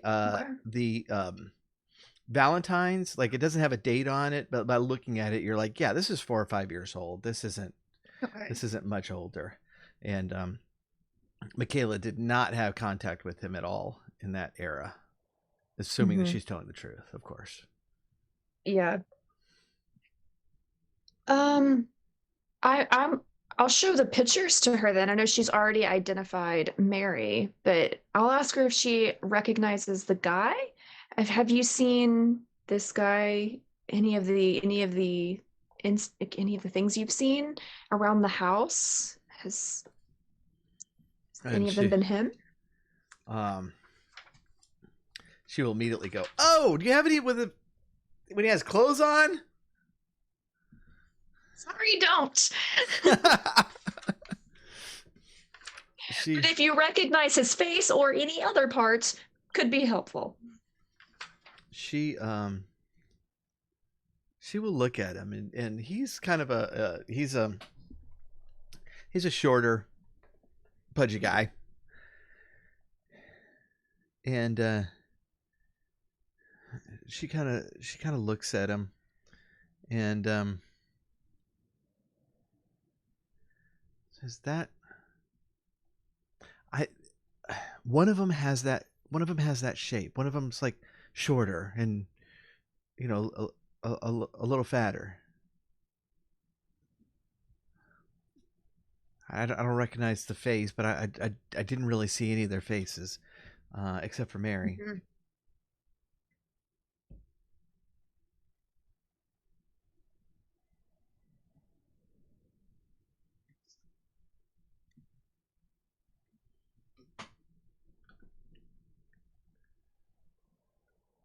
Is there like a Rolodex or any kind of like phone book or something? Anything in the house? Any kind of way we could find phone numbers? Like a Like a phone book? 2014 Yellow Pages? Or like anything where like a list of phone numbers might appear. Because if this guy's got like a VCR, then chances are he didn't switch everything over to like a smartphone. Nothing that you have found. Okay. In the documents. Go ahead. I was gonna say so far. Right. Okay. There's a lot more to explore. Do I know who his private investigator is? Like, if I'm seeing pictures, it's not documents. It is the photos themselves. Okay, but in none of the documents that were in the folder that I found, was there anything, and no divorce papers from that relationship?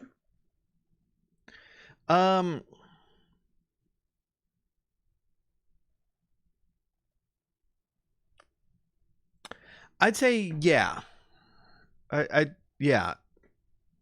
Okay, but it wouldn't. They wouldn't give me the contact info of who he was. Well, I mean, I guess it might have an attorney. Anyone he was working with. Okay. On divorce. Yeah. You'd have a number for an. You'd have a name for an attorney.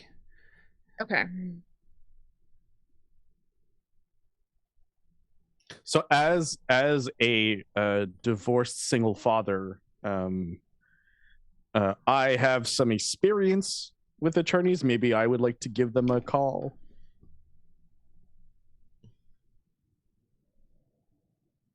What's the attorney's name?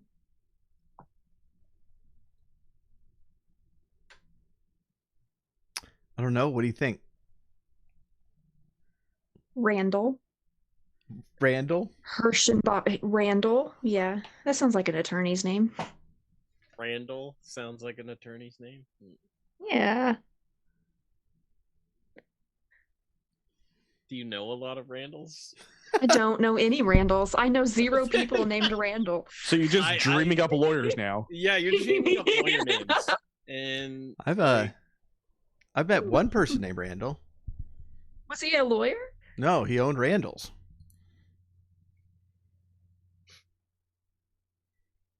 I'd like to remove Paul from the Zoom call. please note it on the docket. We really need to address every thing. That was a long time ago. His name is Randall Onstead.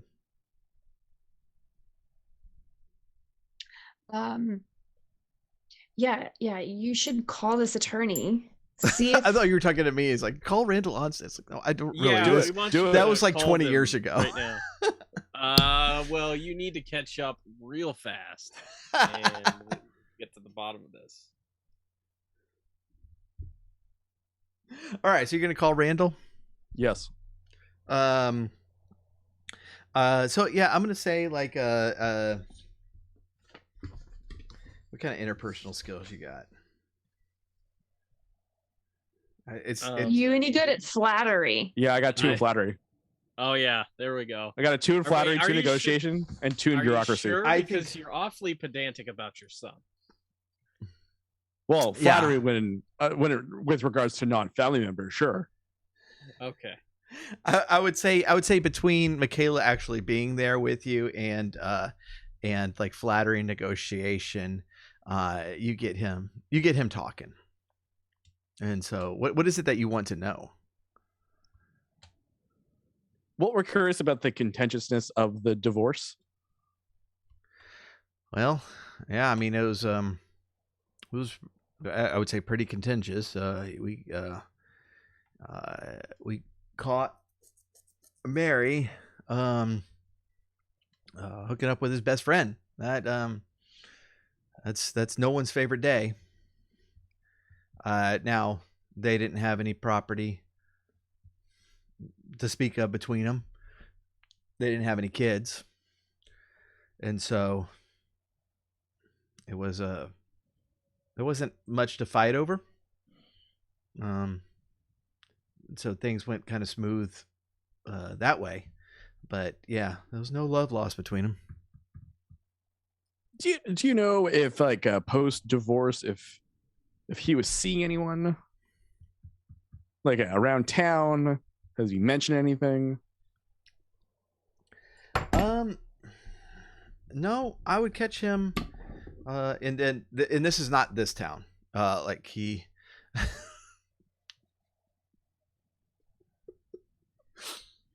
you thinking about Randall again, Paul? Wilkes just got auto-modded because he used the word hard and sex doll in the same sentence. I'm gonna allow that. Please.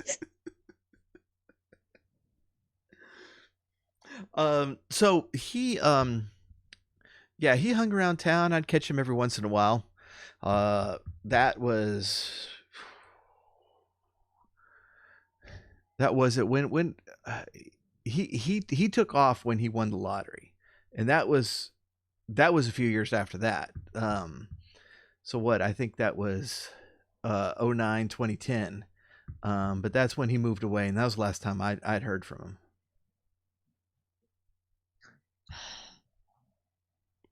This timeline is going to confuse me.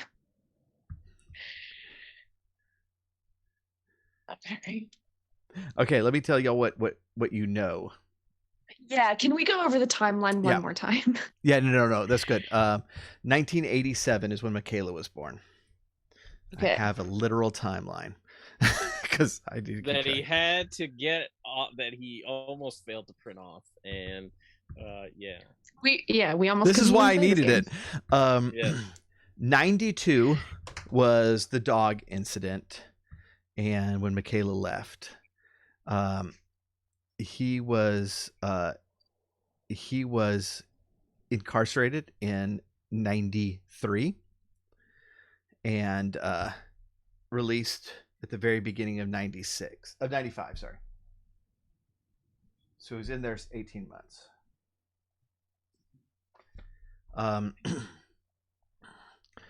If were y'all reading his folder?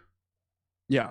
Okay. Yes. So one thing that kind of pops out at you is when he was involved in a skirmish in prison, and he actually lost his leg in this is one-legged guy, and this whole time I didn't know this. Does the sex doll have 2 legs? yes. Okay. In 98, he was remarried. Lost his whole leg in prison. In prison. Problem right there. In 98, he remarries. Right. And we're- is this we'll this get, is we'll get back to that in just in the leg thing in Okay. just a minute, because if you're gonna if I should have asked y'all earlier if you are looking through the folder, because it's interesting. But in 98 he's remarried. In 04, he that's when he catches his wife and the divorce happens.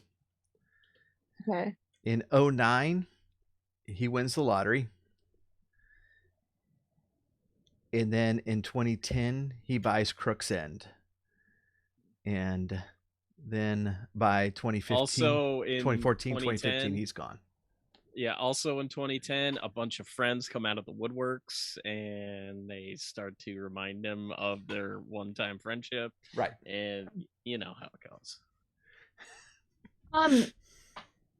So back in the leg thing.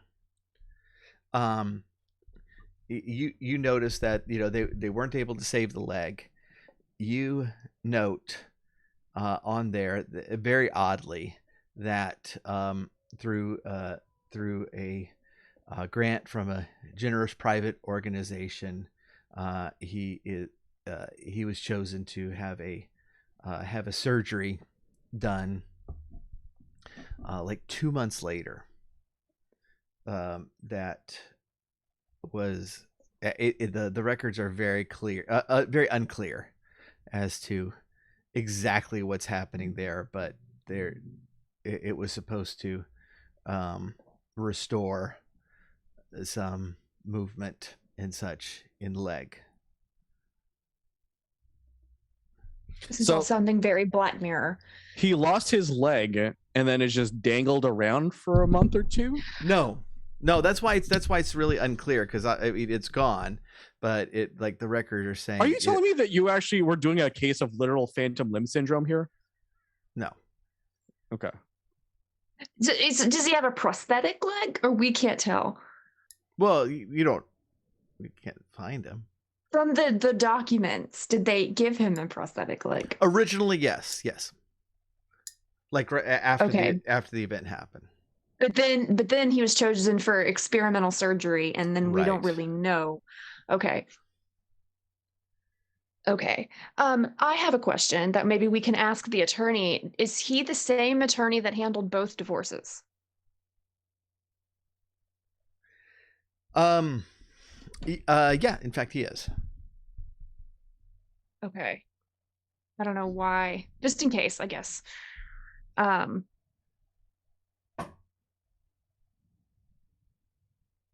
I hope you got paid a lot more for that second divorce. Well, or the first divorce had a paid. kid. Yeah. The first divorce was the harder one. That's true.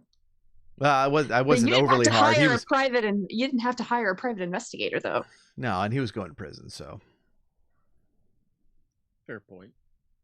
Custody's easy when one person's going to lockdown. And okay. Was there anyone else ever that you know of that came to like ask for any kind of DNA testing, like paternity testing, or ask for additional child support or anything else? Like there's only Michaela that you know of, no other offspring. Oh, I've never, only Michaela that I know of. Okay.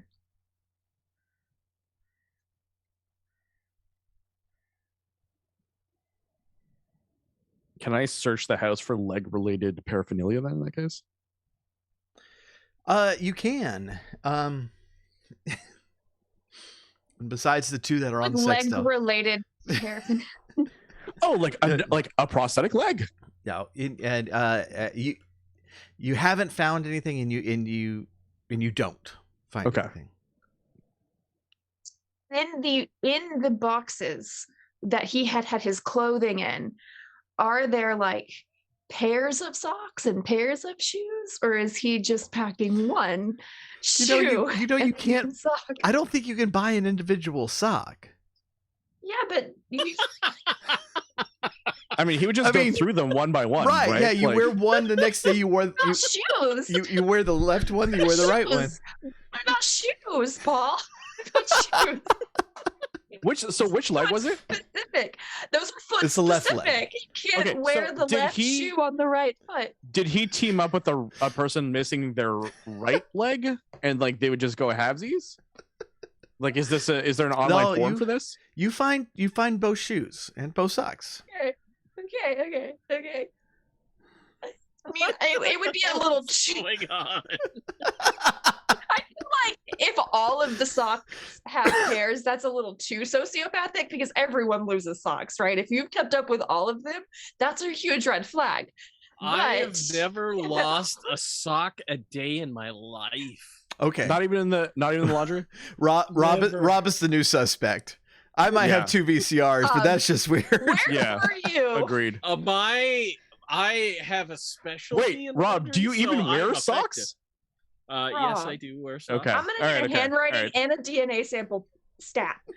I am leading the country.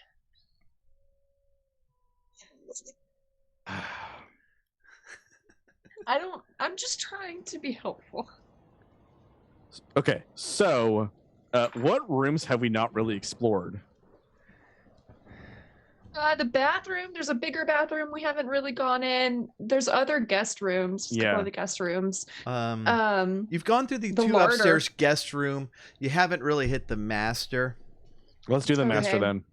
Yeah. or the bathroom upstairs. And Yeah, let's do the master. I don't know that y'all really searched like thoroughly downstairs. I know we did a tour. I I'm not know sure. We, we didn't touch the don't think larder. we did. We didn't go in the kitchen. No, Yeah, the zero kitchen larder. or anything like that. We devoted 0 time to that larder. We will Okay, have to you- get that up. All right, later. you have whistles for this little office. All right, so where are we going first? We're gonna do I the wanna go to master the bedroom. master. Yeah. Yeah. Yep. Augustine and I are just tearing shit up. Mhm. Where's Elliot? Is he still lifeguarding? Yeah, can we look out the window?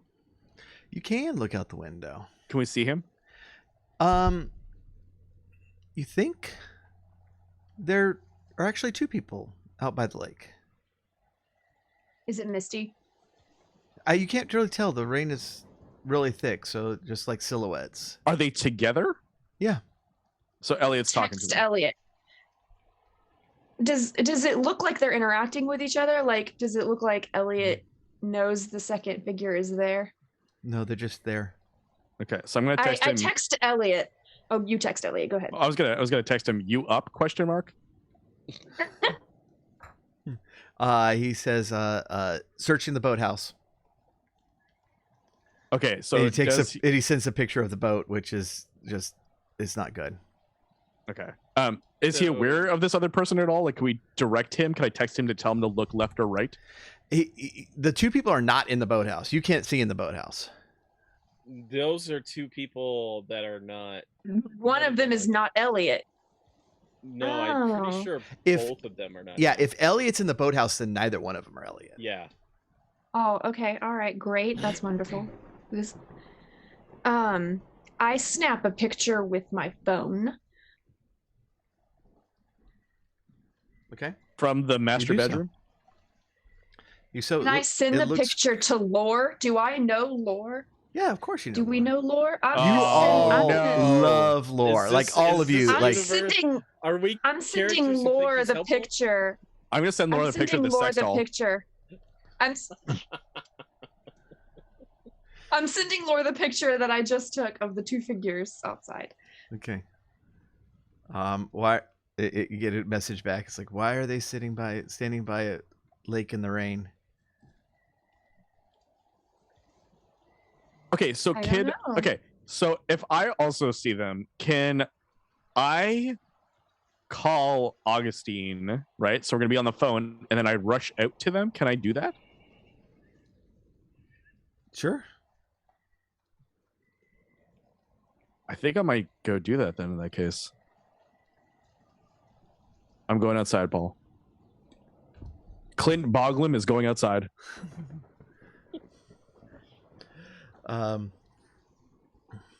Okay, you I'm are watching. I'm like not taking my eyes off of these two figures. Yeah, and as we're on he the runs phone, up. right? So we're both on speaker.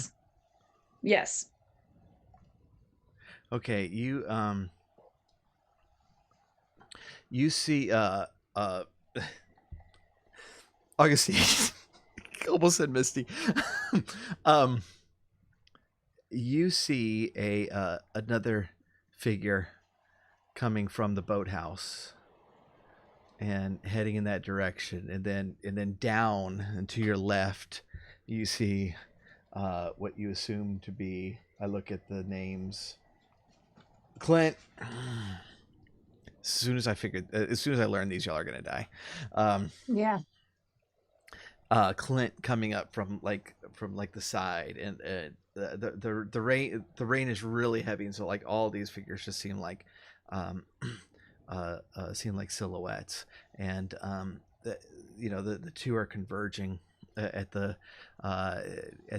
point, and Clint, from your point of view, like you just from the ground level, it's hard to tell, like this there's this decline down to the lake, but it's hard to tell kind of where the lake is starting and where the land is, but you do see kind of this shadowy figure ahead, and so you head toward it, and as you get there, you recognize him as Elliot, and he's saying where did they go? There were two figures out here. Yeah, we Do saw I them still from see the them? window. Yes, yeah, you'll still see them, but Clint and Elliot will not.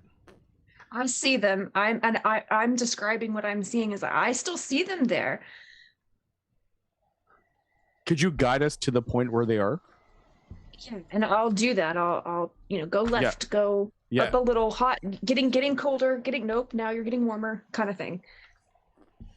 Okay. Oh God, you're off in the weeds now. Come on back.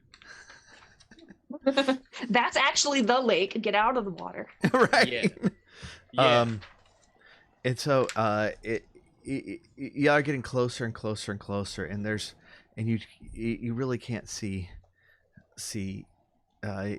anything there, but then these figures just seem to come out of the rain, and they are just suddenly there, and they're 10 feet ahead of you, and you're reminded of what Michaela said about they're almost like shadows, and they're not wet at all. And as you take a closer look, you realize that their bodies are just charred, like they've been burnt, and the two of them are there, and one's a little taller and seems to be a man. The other one, the little shorter, and it seems to be a woman. But they're so, like, their skin is so burnt away, like they seem abnormally thin, almost like they're just skeletons wearing a little bit of skin and burnt clothing off of them.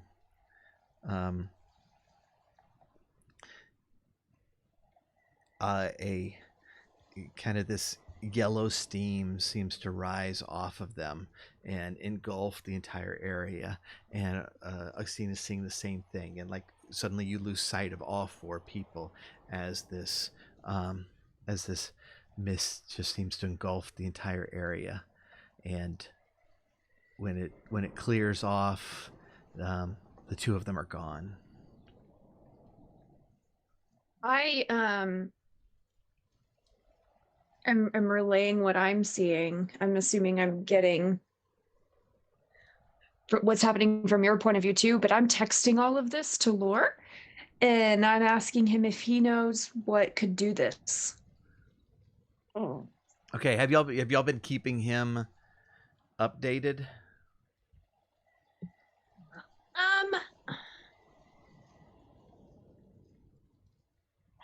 Have we been keeping lore updated? Are we the type to keep lore updated?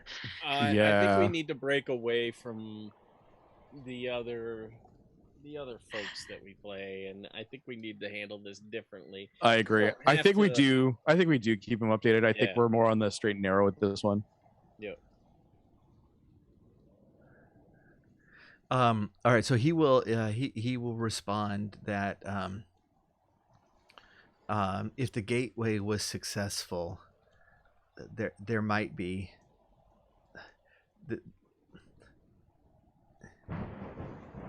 there might be either monsters or just remnants of what happens when the membrane breaks.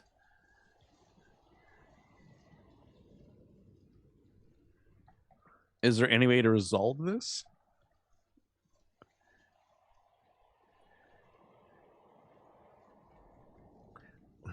Make sure that the membrane is closed.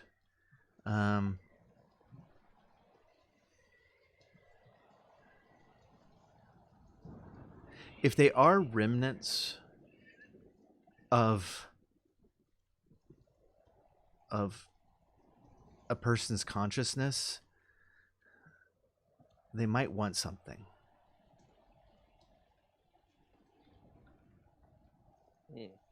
Unfinished business. How long have we been Anything in there? the folder?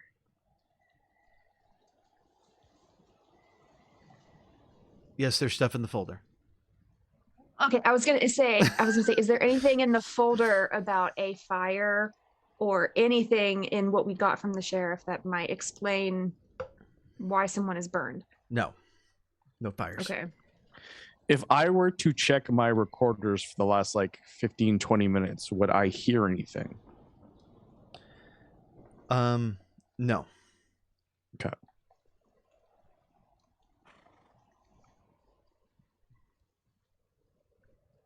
So how do we close the membrane? I'm gonna continue to search the master bedroom. Okay. Yeah, I'm So- going to come back into the house from the rain with our lifeguard Elliot. All right. So, the couple of things in there, I mentioned the bed before. There's like a dresser there with a mirror, and as you're kind of going through it, you it seems like everything, all the drawers there are empty, and as you kind of finish with the last one, you look back up and into the mirror, and you immediately see that behind you there are 6 people. And at that exact moment, there's a sudden, not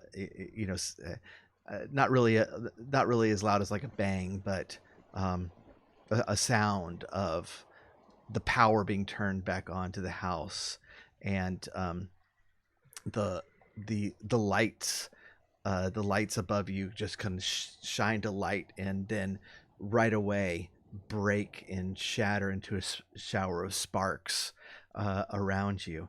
And as the flash of light momentarily blinds you, the room shakes, and you hear the sound of breaking glass.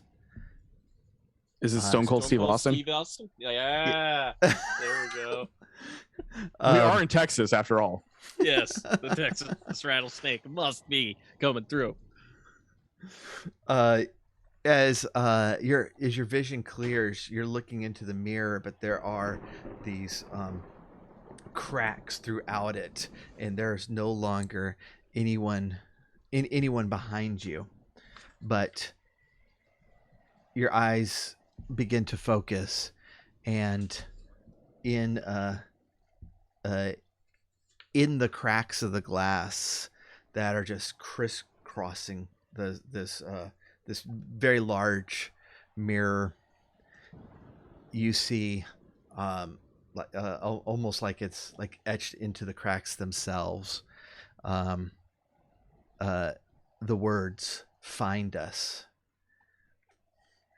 And then there's another shaking, and the mirror seems to just come completely loose from the dresser and falls forward and smashes. And if you can put on your character sheet 7 years of bad luck.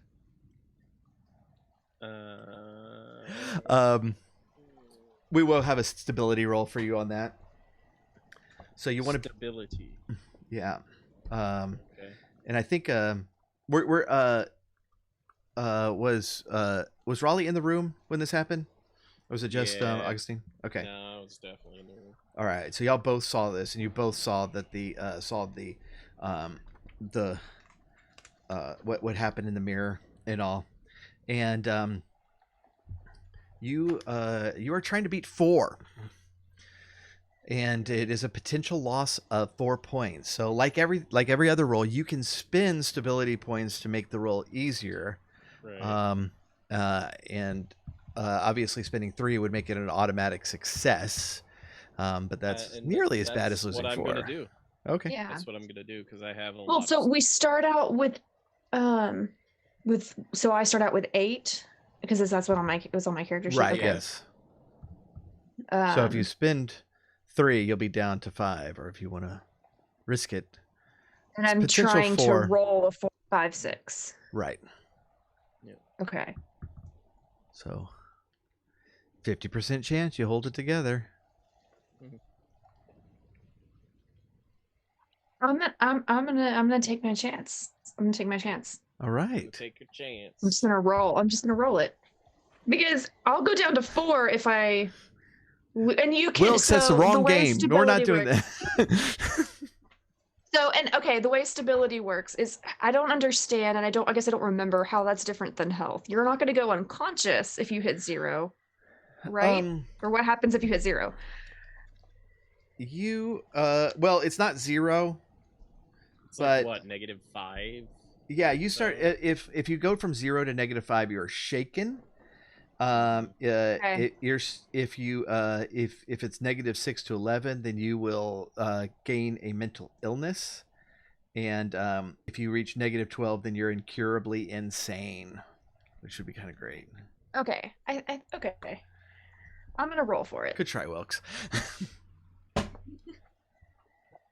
And I got a 6. Oh, very good. All right. There you go. So no loss there. You take it in stride, and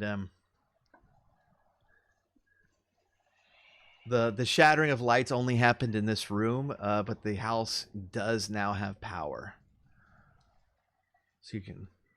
So. Oh, you know what? I let y'all watch Goonies earlier, and there's no power. You can't do that.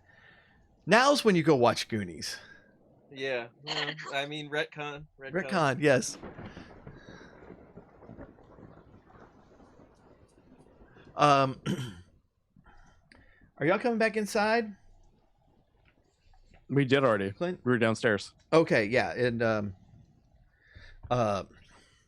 Elliot also got a picture of these two from the boathouse on the side of the lake,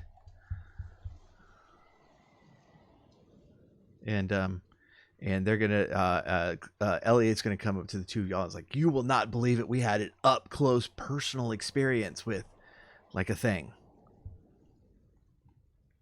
Did you get a good picture? Well, from the boathouse. Okay. It's a pretty good picture. What did you find in the boathouse? Well, I found these two people outside the boathouse. Cool. What'd you find There's in the nothing else in the boathouse. There's a crappy boat there. Oh. Okay. Okay. What'd you find in here? I'll fill him in on Okay. all the stuff we've found so far. Wow. There's just, the sex doll. Wow. Could we ask Laura the best ways to communicate with these kinds of spirits? Thought for sure you're going to ask something about the sex doll. He's going to respond.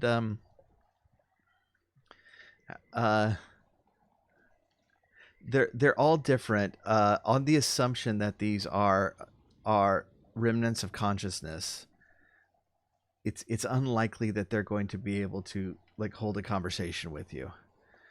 They're probably going to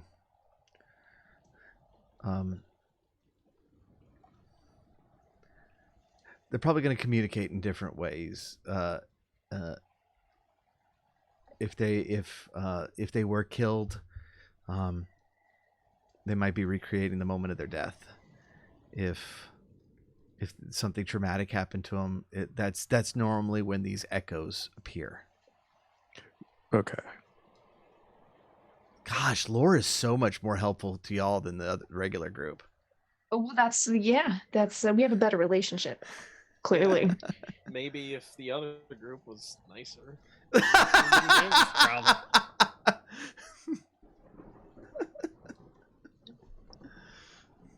Hold on a sec. So the house has a fireplace, yes? Yes. Could we check it? Downs. Mm-hmm.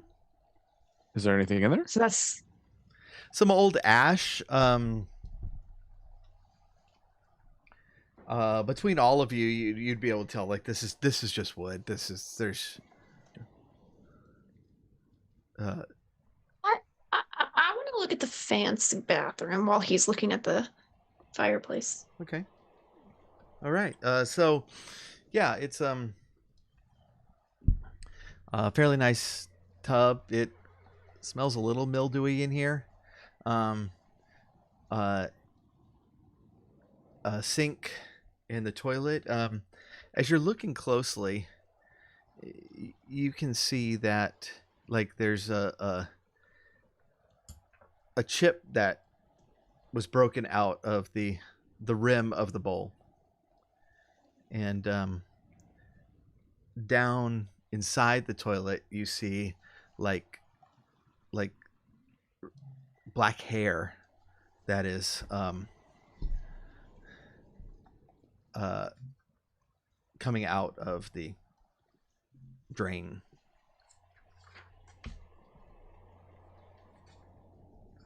I don't like that. That's reminiscent. That's like got some. Yeah, that's yeah. Like that.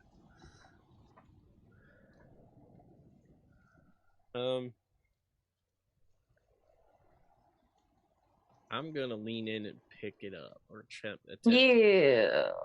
Yeah. Ew. Is Michaela blonde? Is she dark-headed? Could this be just like Michaela taking a shower? Yeah, she's brunette, but this is like dark. Like this is black. What does hair. it smell like? Like wet hair. Yeah. You start pulling. No, it. no ashy smell on it. Gosh, are you up here? Is everybody in this I am. bathroom? Okay. Yeah, we've traveled upstairs. If he's not, I'll sniff it. Okay. I mean, like I'm no, pulling there's it, no like. I'll Okay, and it keeps coming, So there's a lot of this. and it keeps coming, and it's getting thicker, Ew. Oh and God. and Keep pulling it. it's starting Yeah. to make a pile on the ground, and it doesn't stop. I And- send a video of this to Lore. okay, and he responds, "Ew," Yeah. and then he responds, "Sniff it." The Lore we know and love. I smell it. It doesn't smell like anything but wet hair, Lore. just wet hair, and it Yeah. Yeah. it just the pile is getting bigger, and it's now larger than anybody would actually have on their head. It has made a quite a large pile of just gross, wet black hair. I'm asking. I'm still videoing. Like I have him on FaceTime or something, and and I'm just like, what what could cause this? Is this because of the membrane too?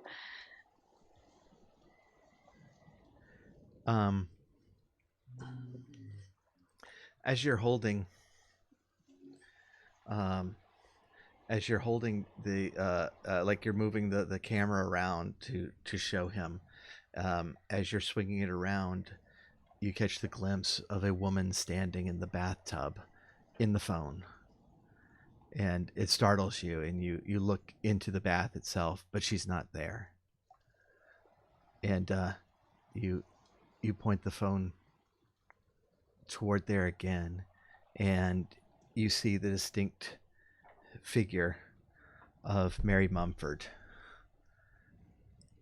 and she is sunken-eyed figure in a white dress with wet, straggly black hair.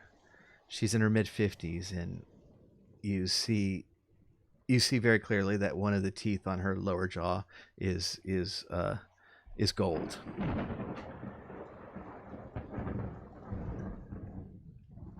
Her hair is wet, but her clothing and her body is dry. I think we need to go out. Dang. And the sound effects, there's just this thunder that hit right there. It's good. Y'all can't hear. I needed to tell y'all because y'all can't hear that. So I'm thinking we gotta go out to the lake or something. Can Lore see? Since the phone's catching it? Yeah, he does. Okay. That's interesting, though, that only the phone. Is she move, like she's hostile, or is she just staring at us? Is she just standing there? She's standing there, and she seems to be like gasping for air. So I think she drowned. I think someone drowned her. Yeah. I think someone held her head underwater. Yeah, maybe in this tub or something, or maybe in the tub. Yeah. Maybe in the or a tub. Yeah. Or the pool. Yeah, or the lake. Or the pool or the lake. Is there any way to tell if the pool, like when the pool was put in?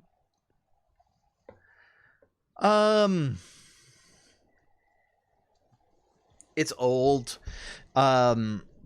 If you start like, I mean, do you have computer anything? I have document analysis and I have data retrieval. Data retrieval, We that have will the work. same skills. Well, data retrieval will work. You'd be able to like pull county records, and you'll find out the pool was put in well before Jack bought the property. This was probably put in the 80s. Okay.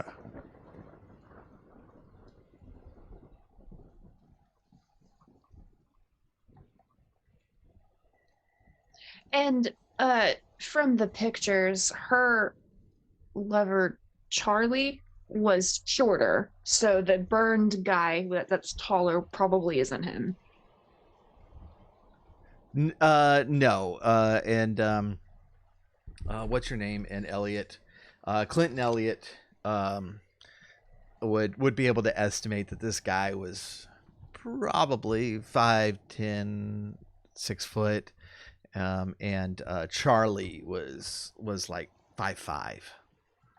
Okay. So then also not the very large figure that Michaela had seen either. Yeah. That's yet a different figure. Okay. Yeah, and if you'd remember, or you'd have it in your records, that Charlie went missing the same time that Mary did. They actually went off together, and then they disappeared. And that's what they had initially suspected Jack. Right. But he has an airtight alibi. Yeah. Okay. Yeah, he was basically in a gathering and on video here in this town, right after they disappeared, 3 states away. There's just no possible way that he could have gotten back. Mm-hmm.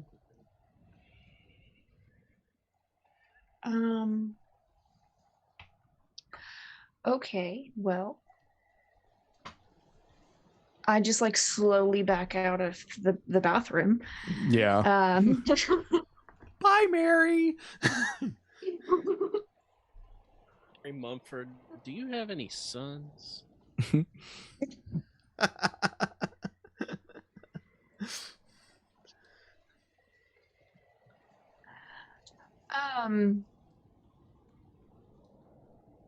And what else on this floor have I not looked at? I think that was pretty much it for this floor. Okay.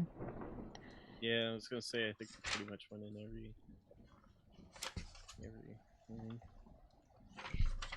every. Well, I'm gonna go down to the ground floor, and I'm gonna go to the kitchen.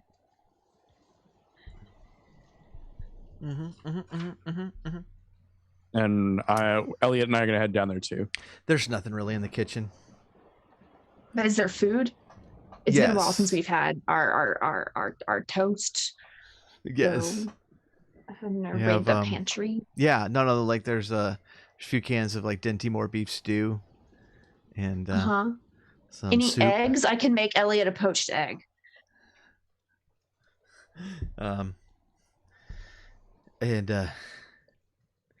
when you say that, he's gonna kind of look at his watch, and he's like, "It's getting pretty late. What are y'all thinking about? How long are we staying today?" I mean, I don't see any reason why we can't spend the night. Yeah. Most of the weird stuff happens at night They anyway. locked us in.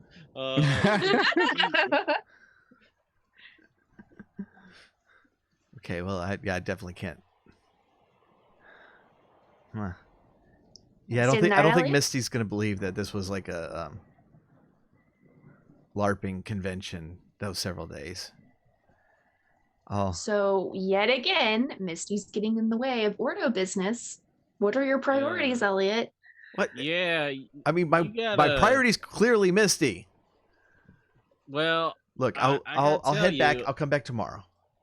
Well, Bright and hey, early. hold on a second, because I think like the eternal evils here that we're dealing with is a problem that is above and beyond your current predicament.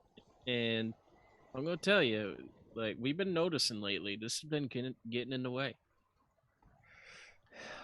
I know. I don't. I mean, I can't tell her. Just tell her the LARPing is an overnight thing. You said she doesn't know anything about LARPing. Yeah. Maybe it is an Okay. overnight thing. I've never LARPed. That's a good Yeah, point. same. Like I think the LARPing thing was a bad move. I think you should have come up with something else. A better No, lie, Elliot. Yeah. Okay, I'll work on that. Okay, look, I'm gonna call her. I'll be back. Okay. All right.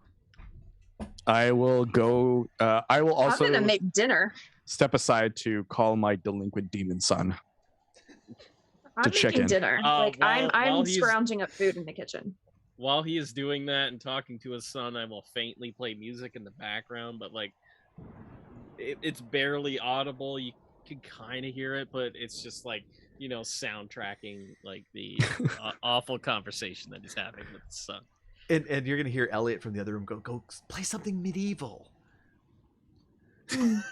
Oh yeah. Hold on. And then I get like some slow like Renaissance number that you'd hear at a fair or something. Okay.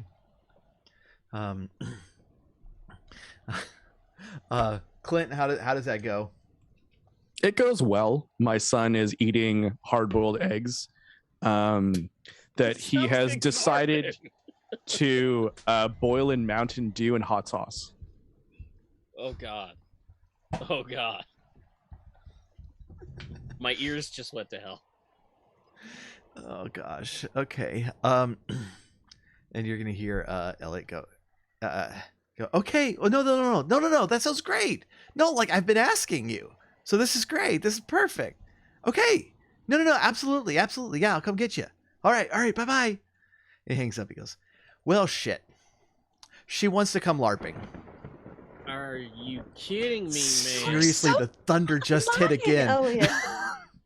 What, I wish I was dude? recording the soundtrack because this, like, I would just put it back in, but the thunder's never gonna light up again.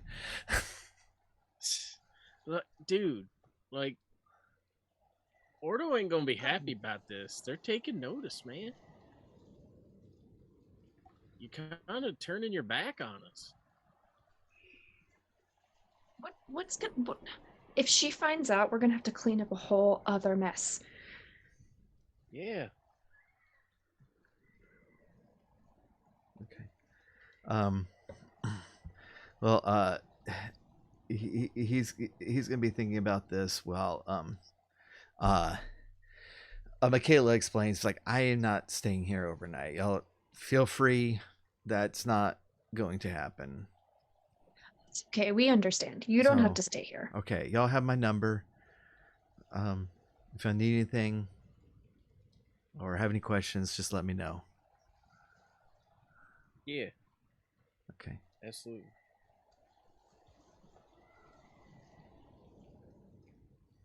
All right. So, is there anything else you're going to do this evening before we turn in for the night? What think so. what is the quality of the food I'm able to make and whatever was left in this kitchen? I don't know what kind of skill that would be. Ooh, Culinary skill. It's impromptu.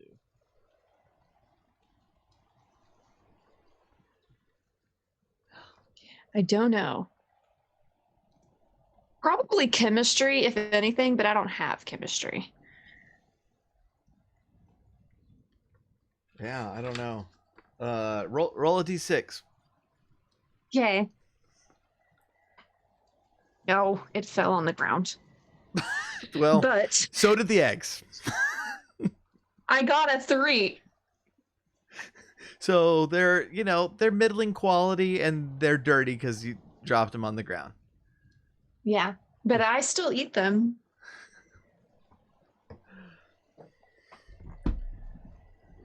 All right. Anything else? We will.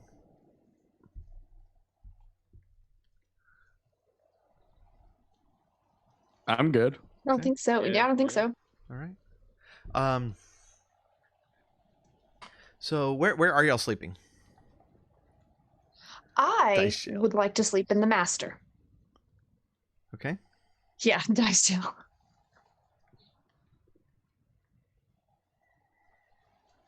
I will sleep in one of the adjoining rooms, I guess. I'm gonna sleep in Michaela's room. Okay. All right. At about midnight, you are awakened by a loud sound. And how heavy sleepers are y'all? Heavy. I'm not that heavy a sleeper. Probably a heavy sleeper. Yeah. Okay.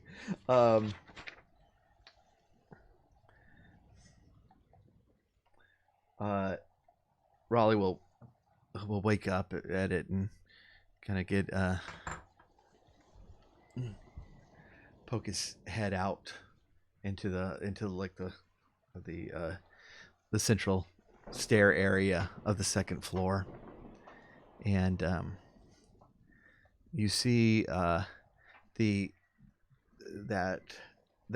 junk room where all the crap was is open, and there was a light on behind it, and you see the figure of somebody kind of lurching out of the room, And as you look, you recognize the French maid's outfit as this realistic doll is very awkwardly coming out, and you see that it has in its hand one of those knives from the boxes within. Do they see me? We will find out next time. Oh god. You all laughed at me when I asked if the sex doll had 2 legs. Now. What's up? You're getting murdered by a sex doll. Oh god. Welcome back. Damn it. Welcome back to season 2. What the hell?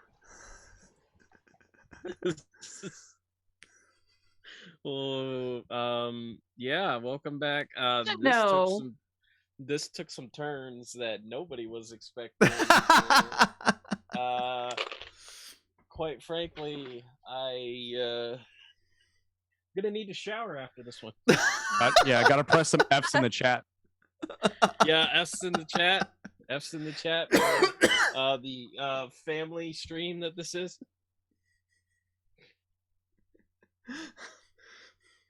All right. Y'all learned a lot. Yeah.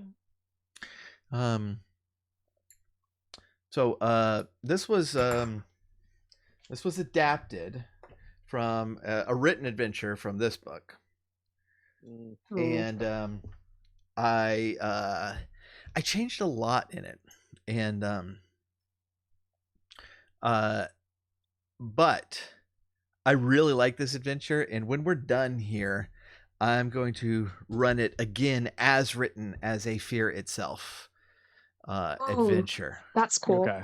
And so it won't be for Ordo, although we'll probably record it. And like we don't have a Patreon, but I have a Patreon and Rob has a Patreon, and so we can throw audio in either one or both, and or to whoever wants it is fine. And but we'll stream that once we're done with this. Then I'll figure out who wants to play in it again. And if any of y'all want to, enough will be changed. Like the whole objectives will be a little bit different, and so you would be able to run it again if you want. But we'll figure that out then. But yeah, is nice the sex doll a TechnoFunkBoy edition, or is that an original adventure? That's an original. Yes. Nice. I had it even has her stats in here. Wow.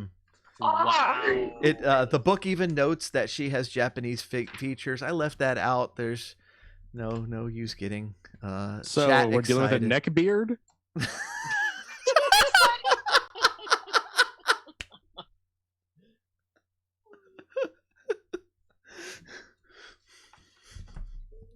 Oh gosh.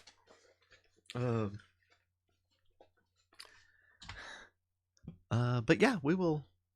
The weather tomorrow will be nicer. Yeah, we'll be able to get out more. At first, I thought you were talking about the real life weather, and I was like, "Oh no, it isn't." Yeah.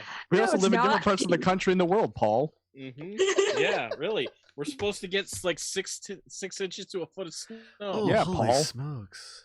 Yeah. Ugh. Yeah, no, I couldn't handle that. Brian and I could barely handle it. Yeah, I'm done. I'm Yeah. done with this climate. Yeah. Mm.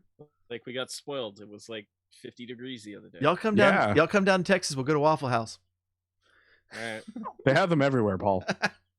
Hobbit Cafe. Well, they then don't have them. It's not an in and out situation. I was listening they to don't have the them in New York practice. up where I am. I was listening to the practice. I was like, dang, I want to go to Hobbit Cafe now. Oh, same. Oh. I should make a trip to Houston just for Hobbit Cafe time. You got to go to House of Pies too. Yeah, I do. Yeah. I've been to both of those places. They're fantastic. Man, I haven't been to House of Pies in ages. I need to go there. You go to House of Pies in the middle of the night. You go to Hobbit Cafe in the brunch time. The only time I've been to Hobbit Cafes has been in the middle of the night too. Oh, really? That's my Yes. brunch place. Oh, that'd be good brunch place. Oh goodness. All right. A couple things before we stop that I want to mention, and most of you will be interested in this too, is we recorded Rolling Through the Realms again, so that should be kicking up again here soon. I'm excited because that was a really good adventure. That was a really good session we did. Well, yeah, Arabella and has then he's like, going through some shit, you know. yeah, and then like before it got to the interesting part, one of our players lost power. That You was haven't even that got was to your the fault. real good stuff yet. So literally, it's like, and you were attacked from behind, and all of her lights go out. And Yeah, I did that. I got skills. And so like I don't know when this podcast is going to be back. I do want to finish this adventure before the podcast starts, but I think that before next session we will release the prelude, which I will have recorded by then. In fact, I think I'm going to record it on this channel on Wednesday because I'm already doing some audiobook recordings on Wednesday here. Actually, it's going to be the Hef adventure. Nice. On Wednesday, the first section of Heffron from Rolling Through the Realms, and so I'll record the prelude to this and that on Wednesday right here. And anybody else, what y'all got upcoming? Rob and I are Yeah, recording an lots of episode of Our stuff. Strange Skies. Together. Yeah, so I guess by the time this first episode comes out, it'll already have been out for a little while. Nice. You Yeah, allowed to tell us yeah. the topic? Yeah. So we're talking about, this is actually a case that is local for Brian that he's brought up many times, but he's never covered on any podcast, and that's the Plas Bonaventure Hotel incident, which is it's kind of that when you think of, you know, UFOs occurring over like a city where a bunch of people will see it, this is one of those cases where that actually happens. So for like 2+ hours. So and law enforcement gets involved, and there's a bunch of things law there. enforcement gets involved. Yeah, pictures are taken. Oh, I'm looking forward to that. That's cool. Yep. Cool. Great. All right, and Dice Jail Jen's channel started Wonderland. Mhm. Yep. We All did right. start Wonderland. That was fun. We're going to be playing session 2 on March 26th. Yep. Yes. Okay, good. I was waiting for confirmation that I remembered that Yep. correctly. Can you write that down? Yep. Okay. Yeah, we're And, gonna Paul's gonna be guesting on that one, so we're gonna have a very full party. So was that when I was in college? I bought a stuffed Cheshire cat, and so I told my daughter, because of course after I had my daughter, I gave it to her. I was like, I need my Cheshire cat back, and she's like, okay. And she came back 2 hours later. She's like, I don't know where it is. It's like, no, I want to put it like right here, and like tilt things a little bit. You know, it would be awesome. Yeah. But it disappeared, Well, which is what Cheshire cats do. That's what that's what happens. Yeah, you'll What have else do I fun. have going on? Yeah, my character is nothing like Holden this time around, so it'll be interesting. I think so many people Thrash, who's in chat, plays Blinsky, which is an NPC from Curse of Strahd that he has definitely made his own. Blinsky is now canonically the dumb one. Blinsky is now canonically the one with the hardest puzzle. Yeah. I will start giving him harder and harder ones just to make it gaslight him a little and make him think he's going crazy. You're gonna give him like the Sudoku puzzle with like one number in the corner. It's like, now figure out the rest of it. His puzzles actually don't have solutions. So we'll just keep him in that corner for a little while. It's awesome. Yeah, so we're playing Wonderland. It is a domain of dread, so it's really cool. I'm really happy with what I have prepped so far. It's basically a cross between Van Richten's Guide to Ravenloft and Wild Beyond the Witchlight, and then my own like um Alice in Wonderland inspired ideas that I've thrown in there. So it's my first time homebrewing anything, and so we'll just see. Maybe it'll turn out a disaster. Who even knows? But we're doing that. And then this Saturday, I'm actually running Curse of Strahd. So Wilkes, who's also in chat, is going to be playing in that game.